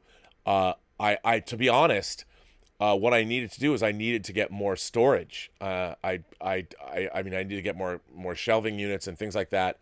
And a lot of changes are here at the house because where I was broadcasting from originally, where a lot of my stuff was, Elizabeth has taken that over because she's now at Arts Center in Pasadena, and she's basically using it as her gallery. So you're right. I have not let it go under the radar. By the way, I hate so many of my hot toys are in boxes. I hate that. I want them all displayed because I could be dead soon. I could get hit by a bus. I could get coronavirus. And then I got figures I've never even opened. I don't want that to be the case before I shuffle off this mortal coil. This one and last one probably is the most important. I've watched your shows and almost from the beginning, and I can see the mutations and the changes that are constantly taking place, but I must say that lately, these mutations are becoming more like cloning John Campia's business plan. I'm sure that he's a nice, friendly guy, but his show is a well-oiled, money-making machine. That it is. It might be an interesting show, but it's soulless and septic. Come on. A show that's built around gathering money and nothing more. Well, I don't know if that's the case. Let me speak about that. The idea that a show has a few main topics is both hilarious and stupid. A main topic is only one, is the primary idea that an episode is built around, the rest are secondary, but when you ask for money every 10 minutes during the show, you have to give us as much incentive as possible. By the way, did you have to pay $5 to participate in his 100 million views party? He celebrated that fact that the show is generating more money by asking the people that give money to give him even more. If he could not afford it, he shouldn't have done it. Anyway, I digress, and I don't want to make this about John's show, but it was necessary to remind you the direction that you are heading in if you continue to borrow ideas from him. As Wolverine said in Wolverine Origins, decent, I'm not really used to that word, but if we were, the world would be a better place. Your show is full of decency, and you are a decent man, so please don't change. Best regards. And that comes from, something just started next door. It sounded good. Catalin Kit. Well, first of all, Catalin, I want to thank you because I'm completely open to constructive criticism. But first of all, just to speak about John's show, John's show he's doing absolutely for commercial purposes. And he works on his show. He works really hard, and he's constantly buying new equipment. He's providing. I think, to be honest, not just because I'm on it, I really think John's show is one of the best produced in the film pundit spaces on YouTube. And he's settled in. He's providing. It's a new show. He picks topics that are sent in by viewers every day. But yes, I mean, he wants to make money. The only way, I mean, he works on that show full time. Now he's working on his movie trailer documentary, which, by the way, is really good. He's working on his trailer documentary as something else, another revenue stream. But that's John's full-time job is working on YouTube. And like, for instance, for those of you who don't know, he had a 100 million views party where he wanted to sort of say thanks. The reason that he charged tickets $5 to get in, and it's only $5 to get in, is because he had to rent the venue, you know, and it's like, that's why you sell tickets. And I'm involved in a number of different organizations that live online, whether it's the Schmodown and the Schmodown Entertainment Network. A lot of my fellow pundits that we all worked at Collider together, whether it's Mark Riley or Roxy Stryer or Coy Jandrew, they've all started their own channels. And look, I mean, people, we're selling ourselves, and that's what we're doing. And I agree with you. I mean, I do these things, I'm not going to lie, there's a commercial element to it, surely.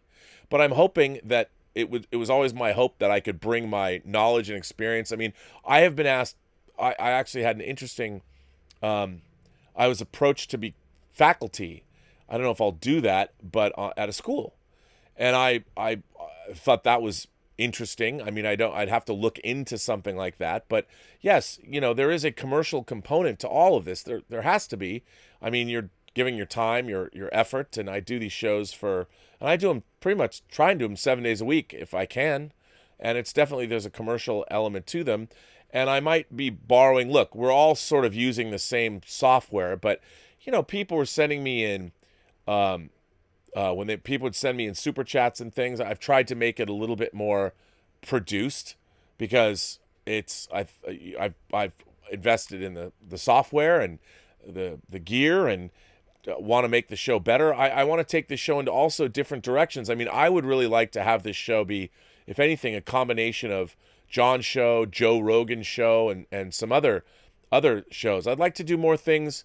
Like one of my favorite YouTubers is Mariana, her channel Impression Blend, only because, yeah, I know she's a very attractive woman, but she covers books. You know, she does deep dives into books and she reviews movies. She's really smart. I mean, she was talking about Arkady and Boris Strugatsky's Roadside Picnic. I would like to do more like 10-minute deep dive segments into books. You know, I wish I had more time to do more of that. I definitely want to do more of that.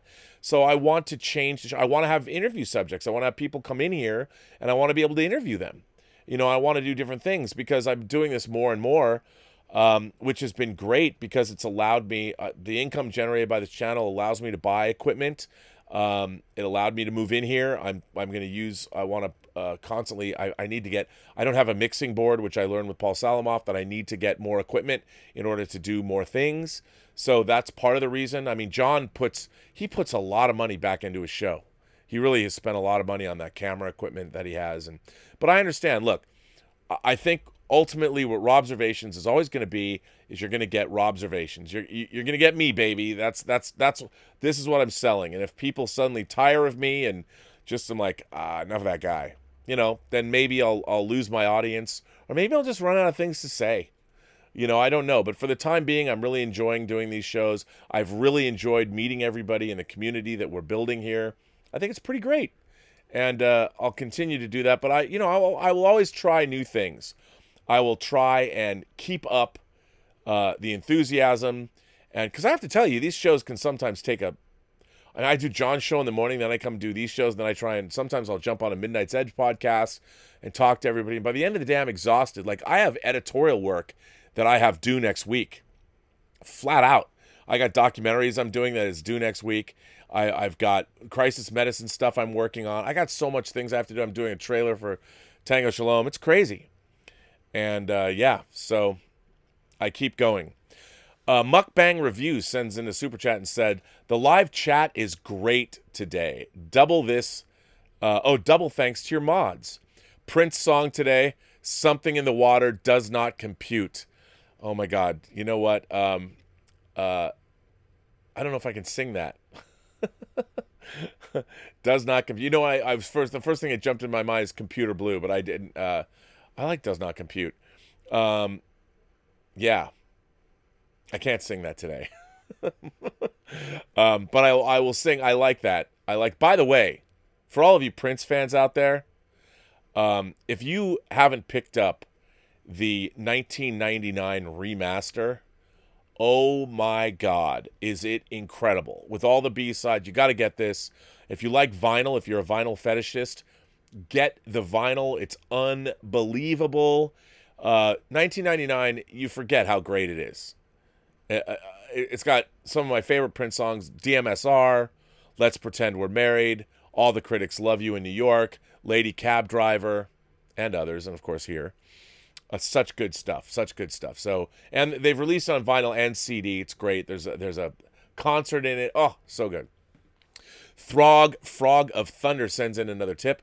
Rob, Galactica 1980 still sucks. You can't change my mind on that. No, it did. Even as a kid, I'm like, what is this drivel? Did you ever get the last DC Deluxe hardcover of Camelot 3000? I did. As a matter of fact,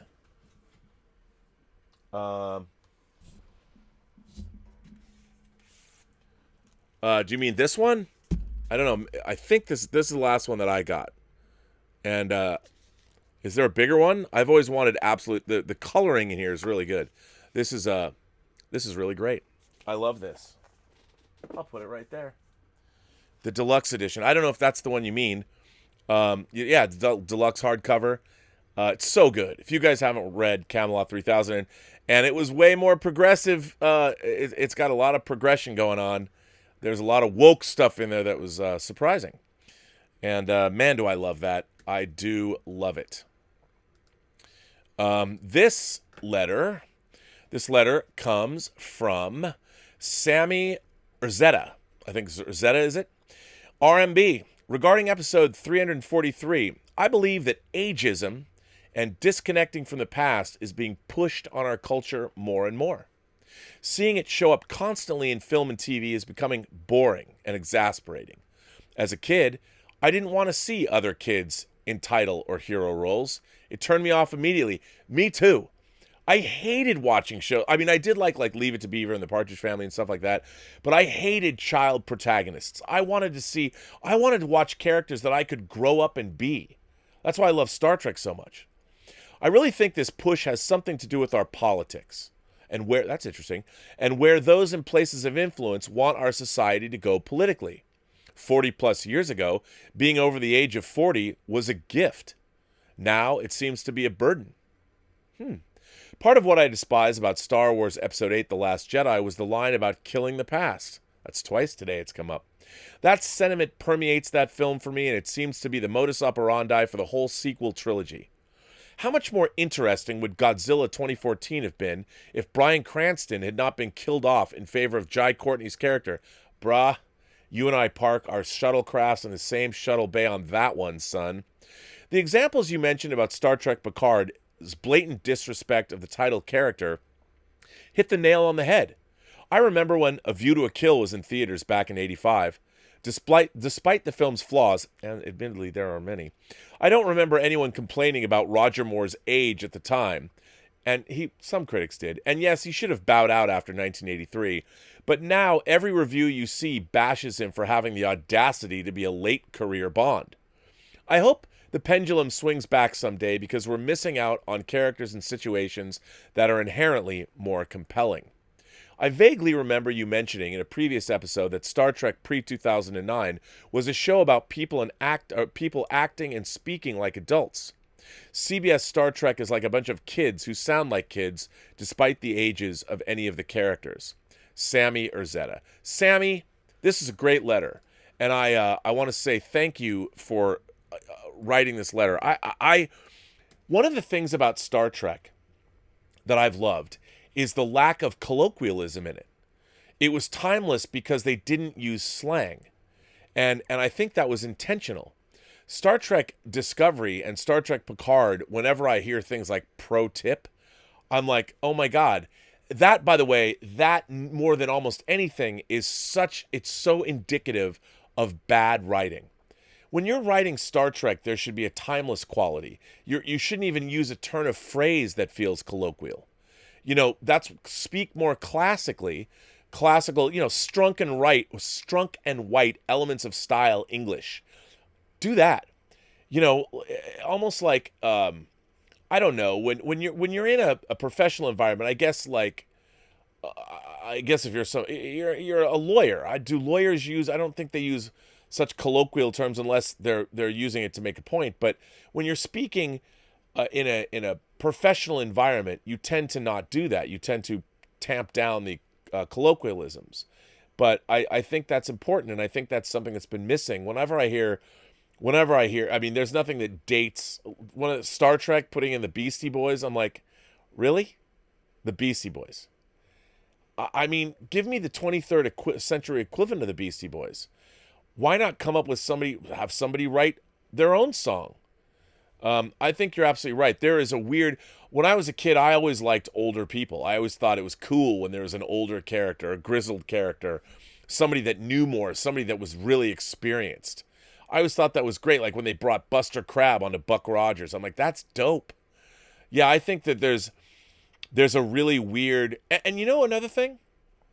When I was a kid, I knew I was a kid and I knew I didn't know everything.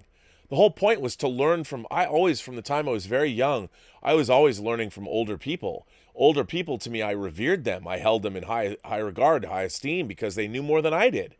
And nowadays, I mean, even as I get older, as I get up in my years, I too felt disrespect from younger people. I get disrespected on the internet all the time, but who cares? But I mean, I've certainly felt it, as my hair has gotten grayer and I've gotten a little wider in my old age. I'm less pretty than I was, say, as a 25-year-old looking twink, whatever. You feel that. And I think that's strange. And I don't know if that's just a product of, look, in our social media world, appearances have become everything. Our Instagram feeds and all of that. I mean, I use my social media mostly to self-promote or talk about things or promote things I like. I'm either, I don't know, most of my social media is about that. Either, I guess, saying, perhaps promoting me as a brand, but also sharing things I just get excited about or I think is funny or, it's. And people are like, oh, you're aren't you too old for social media? I'm like, am I? Am I too old for social media? I don't know. I don't think that's true. I think I want to retain a connection I'm a futurist, man. I've always believed in living in the future. And it's so great. It's so great to live in this world because the world has become a sci-fi world, and I'm stoked to live here. But yeah, I think it's funny that we have this ageism.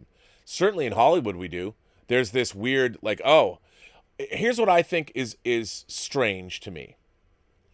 In order to appear, to give more people opportunity, people of color, like I was talking about before, people of color, people of different marginalized backgrounds, minorities or women, or I'm all for that, as you all know. But here's the thing. When you're spending lots of money on a movie, I'd rather have the most experienced people I can find. I wouldn't want to compromise what you're making. And that's why I want to promote new voices, people that are coming up, because they're the ones that are going to be making films in the future anyway. And we're going to have a lot more diversity just because more people are doing it.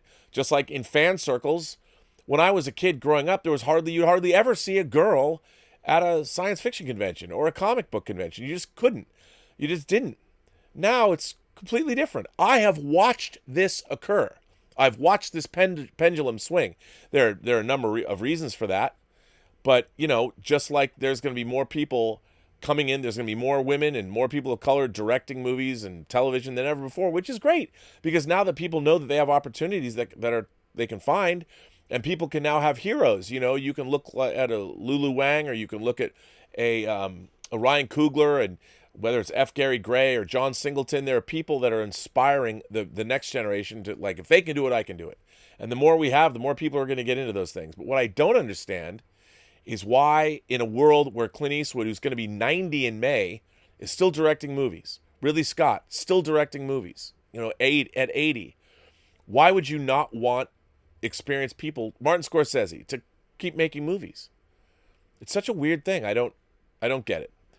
But anyway, Arthur Chester is here and says, hello, Robert. Could you please provide a link or a picture of the exact USA release of the TNG box set you worked on? I'm pretty sure I found it, but I want to be sure. Have you done any YouTube videos about the box set or highlighted the features on it? Good question. First of all, let's see.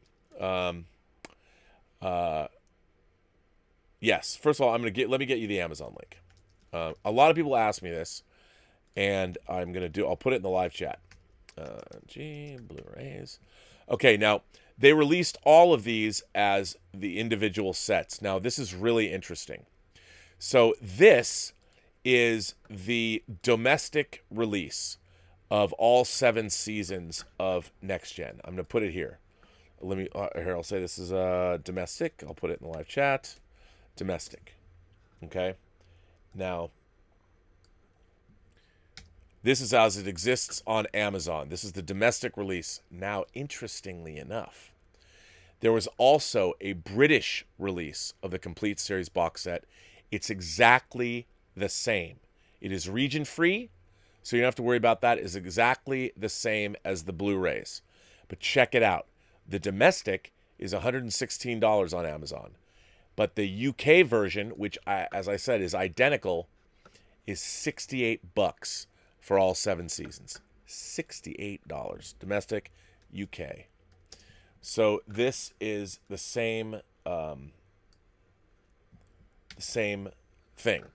And that's all 7 seasons. Now, I have to point out that if you are a completist, we also released, to promote the sets and to promote the versions, the movie versions that we're playing at Fathom, beginning with Best of Both Worlds, we did what we called the movie-only versions, where there were single-disc versions on Blu-ray of 5.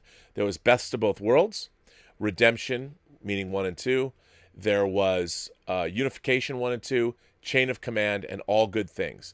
And those were released as movie-only 2-hour versions or 90-minute versions. And we did new special features for those as well. And so you'd have to get those 5 single discs in addition to the box set to get all of our special features. And those single discs each have documentaries on them, half-hour documentaries. Unifications is shorter, but the other ones have half-hour documentaries, deleted scenes, commentary, and all of that. Now, I did I did an interview. I think, let me find, it's not Trek movie. I want to find, I think it's Trek Core. I did a huge interview. Yeah, let me, if you can search it, I don't know if you can search it. I'll find it. I'll put it on the thing. I did a massive interview about these discs. Yeah, part 1. Okay, it's a long interview with me. A very long interview I did back in 2013 about all things Star Trek. It's actually a pretty good interview, if I do say so myself. And so here that is in the chat. So here's a link. It's like a 7-part interview, but there's the link to the first chat. So I hope that answers your question. And so, Arthur, I want to thank you. By the way, even if I didn't work on them, the Star Trek The Next Generation Blu-rays, I've said this before, it is the most astonishing restoration ever done for a TV show. Truly amazing. And I recommend it to everyone. So, yeah, I cannot say, I mean, I know I worked on it. It seems self-serving, but it really is. It is really astonishing. So there you go. It really is. So let's see. I got more people who sent in some stuff here. Calvin Bowles sent in a super chat and said, where everyone had VCRs. Calvin Bowles says, when everyone has VCRs was when fandom exploded. I think that's part of it too. Certainly kids. I think the VCR, this was a huge, huge change for kids. Kids could program their own thing. If they liked a Disney movie, as parents will know, they watch the same movie 100 times. Certainly for me, as a film fan, buying a VCR, getting a VCR, and being able to take movies home was a gigantic sea change. This year marks my 40th year buying physical media. 40 years. Incredible. And when you could watch movies over and over and over again, and I did, you could study them, and that was a huge, huge deal. So you're absolutely right about that. Absolutely right. Cardinal Sin sends in a super chat and says, "Hey, Laser Bob, do you know it?" Hey, Laser Bob, do you know what they did to Laser Bob? I love that. I love that Escape from New York reference. And I love that you always put that in your super chats. I think it's cool that you got into punk rock. When did you, and do you still listen to it? Well, punk rock, I don't know necessarily that I got into punk rock per se. I just, as a result of my love, when I was a kid, I had this Peter and the Wolf record. Well, that's terrible, and I loved the classical music, and it got me into classical music. I love the music of Star Trek, and in '77, when I was 10, hearing the Star Wars soundtrack and getting the Star Wars soundtrack got me into music, and it led me to my mother's Beethoven records, and it was interesting because when I started listening to Beethoven, it seemed to me classical music was telling a story. I just didn't know what the story was. So when I would put on the Beethoven records, I would imagine what was happening when the music was playing, like Beethoven's Seventh Symphony, that would later show up in movies like Zardoz, and I'm like, oh my God, that's Beethoven's Seventh Symphony. And then suddenly I had a story to go along, like somebody was thinking. Clearly, they were thinking the way I was, and then when classical music would wind up, like Kubrick would use it, and you'd start hearing pieces of music in different movies. So that's how I got into music, and film music was the same. I had the story. I loved listening to just the music and conjuring up the images of, and it was such a golden age when I was a kid. My grandmother liked to bring me presents and things, and you see your grandparents, and my grandmother actually would buy me soundtrack records, and I would tell her. What movies, like I just saw this movie. I remember my grandmother once, actually she's my step grandmother because my real grandmother passed away she died of breast cancer in 1976, 75, 76. And my grandmother got me the soundtracks to Capricorn 1 and Jaws 2, and there was one other one. And that was the first time she bought me soundtrack records because I told her I was in. She thought it was really kind of weird that I was into this music, and when they come over to my house, I was always blaring soundtrack music, and playing with my toys, my Star Wars figures, and my GI Joes with the music on, and my friend doing the voices, and because I was basically soundtracking my play. That's what I was doing, and she loved that. She thought it was the craziest thing she'd ever seen. So, but then what happened was I started to get into electronic music. And I started listening to Vangelis and Tomita and Tangerine Dream, and that led me to other kinds of music. And I started listening. A lot of it came from I started hearing songs in movies, and I remember I think I first heard the Sex Pistols, and I was more into I love the Ramones, Rock and Roll High School. That was I got into the Ramones because of that, and a lot of that it was movies that led you to. It was music movies that led me into the music, and that's how I would find things. In the early 80s, oh my God, it was just an explosion of really interesting music, interesting film music. And that's how I found my way to a lot of different kinds of music. And, I would go to Tower Records, and just buy things sight unseen. I would go down to Tower Records on Mercer Street in Seattle, and I would go to their import section. That's how I found bands I'd never heard New Order's Blue Monday before. I remember buying that 12-inch, and I had not bought a New Order album, but it looked like a giant floppy disk, and I was like, well, that's cool. And it was putting on. I remember, man, I put that record on. and you hear the dun dun dun dun dun dun dun dun dun, dun. That everyone knows that. When I first heard that, I'd never heard that before.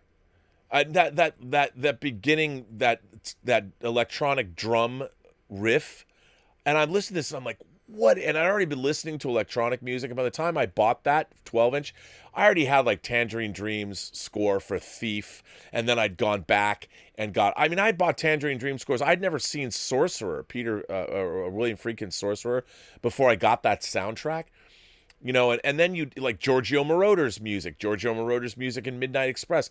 And it was all that kind of electronic music was kind of goth, sort of. I mean, in a way, it led me into goth music. And that's how I started listening to like things like The Damned or Bauhaus, or stuff like that. I just found that like when I saw The Hunger for the first time and I already heard Bela Lugosi's Dead, I'm like, this is like what? Not only did you hear the music, not only did Tony Scott get the music did they get the track, they went and got Peter Murphy. They went and got Bauhaus, Daniel Ash, David J. There they are, like in the movie.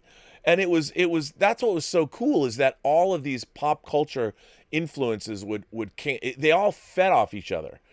And I always think of 80s pop culture as being the best pop culture because it was there was fashion. Not that I was any fashionista until I got into college.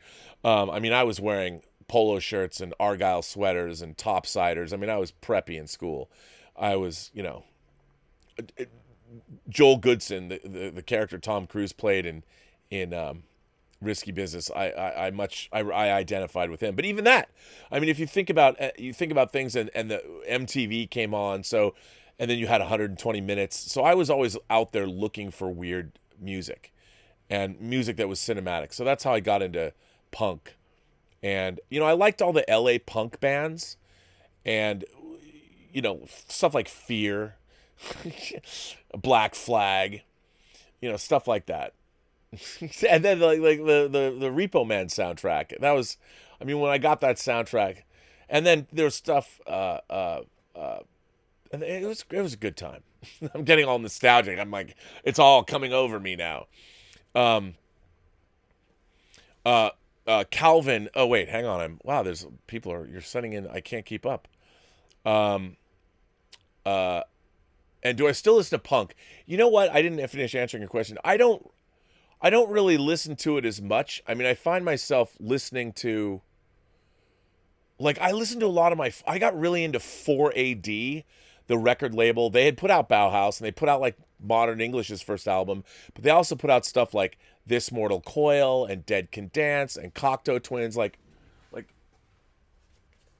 I loved stuff like that. Like here's a Dead Can Dance box set that I love this box set. That Rhino put this out though. 4AD didn't. So I would buy anything that was on 4AD for a long time. So I find myself lately, I'm going back and listening to that. I'm listening to a lot of electronica now. I even gone back and started listening to like stuff like Rave the Rhythm or Latour by Blue. Those are both in Basic Instinct. Yeah, so I don't really listen to punk much anymore. I don't know. But I hope that answered your question. Mark C sent in a super chat. Hello, Mark C. Thanks for writing that letter, by the way. I don't think you were here yesterday, but speaking of older people, I know many a woman who thinks Sean Connery's Bond was sexy. The number of women I know who think this character from The Rock is sexy, double. Is that true? Probably. I think Dwayne. Also things have changed. I think that we have these images. The chiseled men, the men that are really hot now. You're looking at men that before I think women were attracted to men in clothes. now we see so many people out of clothes these days in various ways. It's become a little bit more superficial. I think women want people that look like Brad Pitt and Thelma and Louise who are also debonair, but I don't know. That's interesting. Oh wait, you're the Rock, you mean his character from The Rock. You mean as Sean Connery got older, he's more sexy. I was missing your question because I'm an idiot. I see what you're saying. So Sean Connery's Bond as a younger man was sexy, but his character from The Rock is sexier. Well, also, I think some of the things he says, his quote about the prom queen, your best. If you don't know that quote, your best. It's one of the great movie quotes ever. But yeah, I mean, I think as people get older, they change. And you realize what's really important in life. Like, what do you really want out of life? And I think you're absolutely right. That Sean Connery, look, I think his Marco Aurelius is a damn sexy man myself. Calvin sends in a tip and says, when I was 16 in 1976, I worked on a Star Trek convention, and I didn't recognize Gene Roddenberry. With the internet, this wouldn't happen today because of the internet. You're right. I mean, and that's another thing. The internet has brought even creators closer to fans. I mean, it's changed everything. Throg, as Guardian Ninja, sends in a tip and says, Rob, come to the dark side and dye away the gray. I decided to color my gray when last year at my oldest middle school concert, and one of his friends, whom I did not know, asked if I was his grandfather. I haven't looked back. Salt and pepper now. Yeah, I don't know. I mean, if I could, maybe I'd color my hair. I gotta tell you, I feel pretty good. Everything works, I'm just as enthusiastic about most of aspects of my life now as I've ever been, and I don't know. I mean, if I could find, Elizabeth always wants to color my hair. If I could find a color that doesn't look so obviously colored, maybe. I mean, I used to frost my tips back in the 80s. I was full on 80s guy in the latter half of the 80s. But I don't know, man. I don't know. Interesting. Should I color my hair? I don't know. Stubble McShave says, I don't know. I'll have to think about that, as Guardian Ninja. Stubble McShave says, I love the movie Amadeus. However, did you ever see Immortal Beloved, in which Gary Oldman portrayed Beethoven? If so, what did you think of it? I loved Immortal Beloved, but it's a much more sort of a serious, it's a different look. But I do like Immortal Beloved. I liked Immortal Beloved a lot. I want to say, did Bernard Rose direct Immortal Beloved? I don't know. Let me see. Immortal Beloved. Yes, Bernard Rose directed it. And yes, it came out in 94. And I love Gary Oldman. I thought Immortal Beloved was great. By the way, did anyone watch that new Candyman trailer? I was afraid that it was going to fuck it up. I love the fact that it looks like it's a continuation. It even has Vanessa Williams coming back. I think that's the best. I hope it's really good. I really do. I hope it's really good. Mark C. sent in a super chat. Well, thank you, Mark C. They're very generous. Come on, Rob. Nothing says love like suicidal tendencies. I saw your mommy and your mommy was dead. Oh, suicidal tendencies. What a band. Yes. Hello. This is not suicidal tendencies, but what was I listening to the other day? It's not a punk song, but it always cracked me up. Who sings it? Hello, Dad, I'm in jail. It's like it's a rock band that sings that song. Anyway, well, ladies and gentlemen, I'm going to bring an end to this episode of Robservations, a show about something. I want to thank you all for being here. I first of all want to thank everybody who's written in, who generously supports the channel. That's very much appreciated. And whether you send in super chats, you don't have to, by the way, or tips or whatever. And especially when people send in letters, I very much enjoy that. And by the way, people are firing in more super chats. Wow. I won't stop that. I'll just keep going.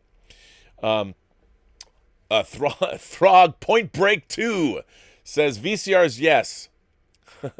But I remember movies staying or returning for another run multiple times at theaters. You're correct about that. Went and saw Star Wars before Empire's release. Saw a double feature the summer before Revenge of the Jedi. Yes. Let Jedis do seek it. Well, that's a very good point. In addition to TV, back to this, what created fans? Yes, movies used to get re-released because there was no home video. So if they had films, Disney would re-release their classic titles every couple of years. I saw all of their classic titles, all of the Disney titles in the theater, and that was a big deal. It was a really big deal. And I love that. Star Wars got re-released. It was re-released, I think, in 79, before Empire Strikes Back, and you had to go because they had a trailer for Empire Strikes Back. That was a big deal. And then I think it was released in 81 again, or to promote Jedi. So yeah, that's you're absolutely right. They would and of course they would have Go Ape festivals where you could go see the Planet of the Apes movies. They would have double features of Bond films occasionally that I went and saw in the theater later. But yeah, they didn't do that. Nathan Taylor asks me, do you have the Tangerine Dream soundtrack for Firestarter? You know, I had that on vinyl, but I don't have it on CD. I never replaced it. That was never, I don't know if that's my favorite Tangerine Dream, I think my favorite Tangerine Dream scores, I have to say Thief is number one. I love Sorcerer. They did a Wavelength. I don't know, Wavelength comes to mind. But I also love the music they did for Risky Business. I thought was great. And a lot of their soundtracks were taken off of their albums as well. And as I kind of got a little Tangerine Dreamed out. I was more of a 70s and 80s. And then they changed their lineup and they got a little poppy for me. But yeah, I haven't heard the Firestarter soundtrack in a long time.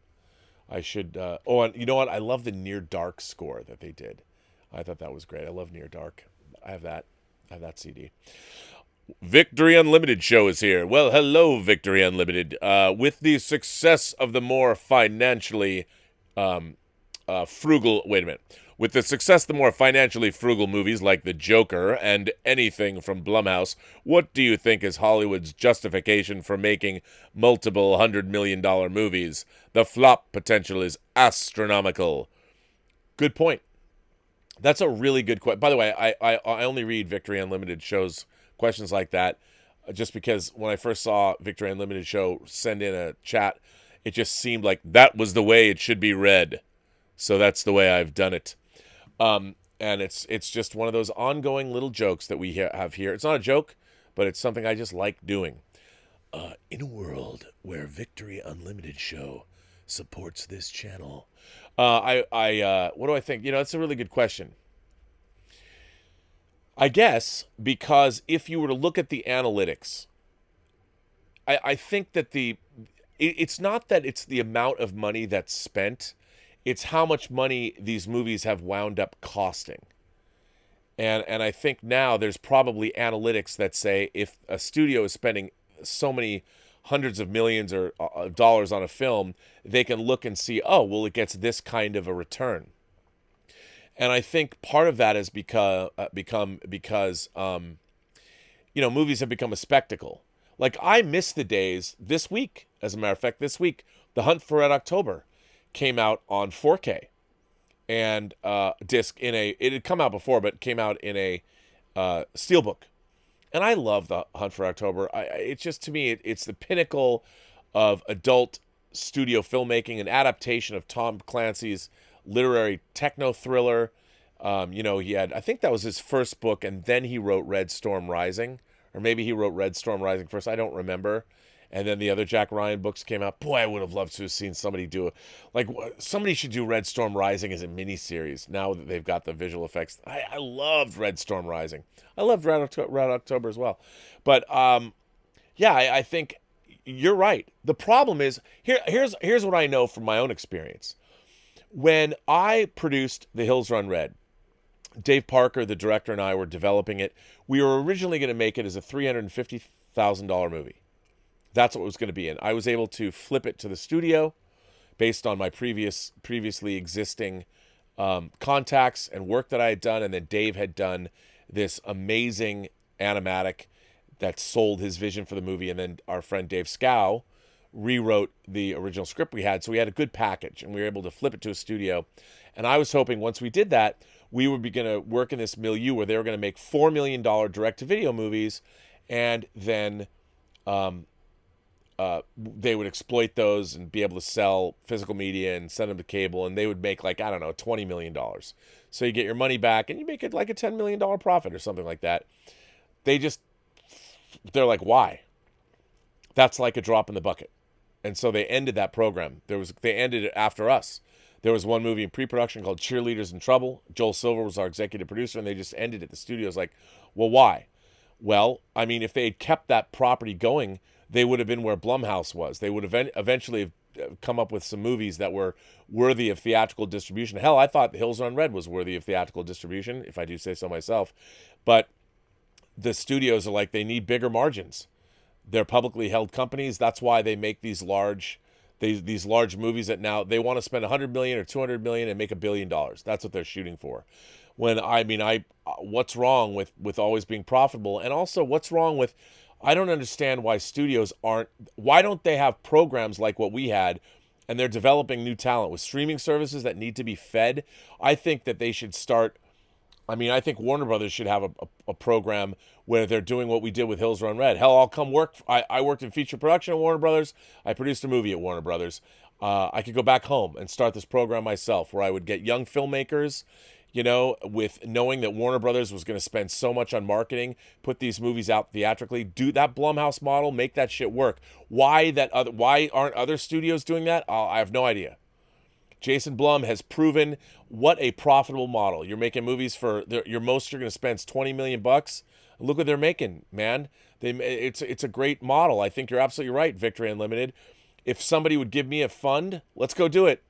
Go to a. Now there's streaming services, but look, everybody wants to get their movies in the theater, and if they're not good enough, then you put them on streaming. Blumhouse has done that too. Yeah. Mark Chure says my favorite music from Tangerine Dream is the opening theme song to Street Hawk. But is it really your favorite of all the things Tangerine Dream has done? I don't doubt you, but okay, I'll give it to you. That's pretty funny. All right, well, I think that actually does bring me to the end of the show. I want to thank all of you for being here. I want to thank my moderators, starting with the Honorable Mayor Mike Bodden. All the way down, we got Detective Jim. We've got Greg Smith, who, by the way, did send me a video of his progress, but he didn't show much of the snow speeder. Come on, dude. Which I will put on tomorrow. And, of course, there is Jordy Lyons and Lewis Yu. I want to thank them for being a great moderating staff. And, again, thanking you guys for being here. I really appreciate all that you do and say and all of that. So, and now, I guess I can finally say, well, let's go back. Let's go back and let's go full frame, as it were. I would like to say, remember, every person you meet has a story to tell that you have yet to hear. All you have to do is listen. Keep telling me your stories at theburnettwork.net. Also, if you like these chats, I know we say it all the time, all of us YouTubers, please hit like, please subscribe, please sign up to get notifications, because I'm going to start dropping. And tell me, would you guys like me to start dropping, like for instance, Don Winslow's new book is coming out, which is actually an anthology where he brings back a lot of characters from his other books. I'd love to do like 10-minute pieces, just riff on my favorite author. They wouldn't be live, but I just put them up. Would anybody watch those? I don't know. I think that would be a good way to build the channel, because I would be covering other things. I wanted to do that, like Tales from the Robservatory. Robservations presents Tales from the Robservatory, and then talk about things I like. And if they're topical, maybe. If they're not, maybe. Whether it's a model kit, just anything. Model rockets, whatever. I don't know. If you'd like something like that, maybe I'll just do it anyway, because why not? But anyway, thanks for all being here. This is the end of Robservations, episode number 349. Can you believe tomorrow, episode number 350? Maybe I'll show you my 350th scale Enterprise or something like that. That would be kind of cool. Anyway, amazing. So be back tomorrow. Join me for episode number 350 Robservations. My God, unbelievable. That's amazing. But until then, have a better day. And I mean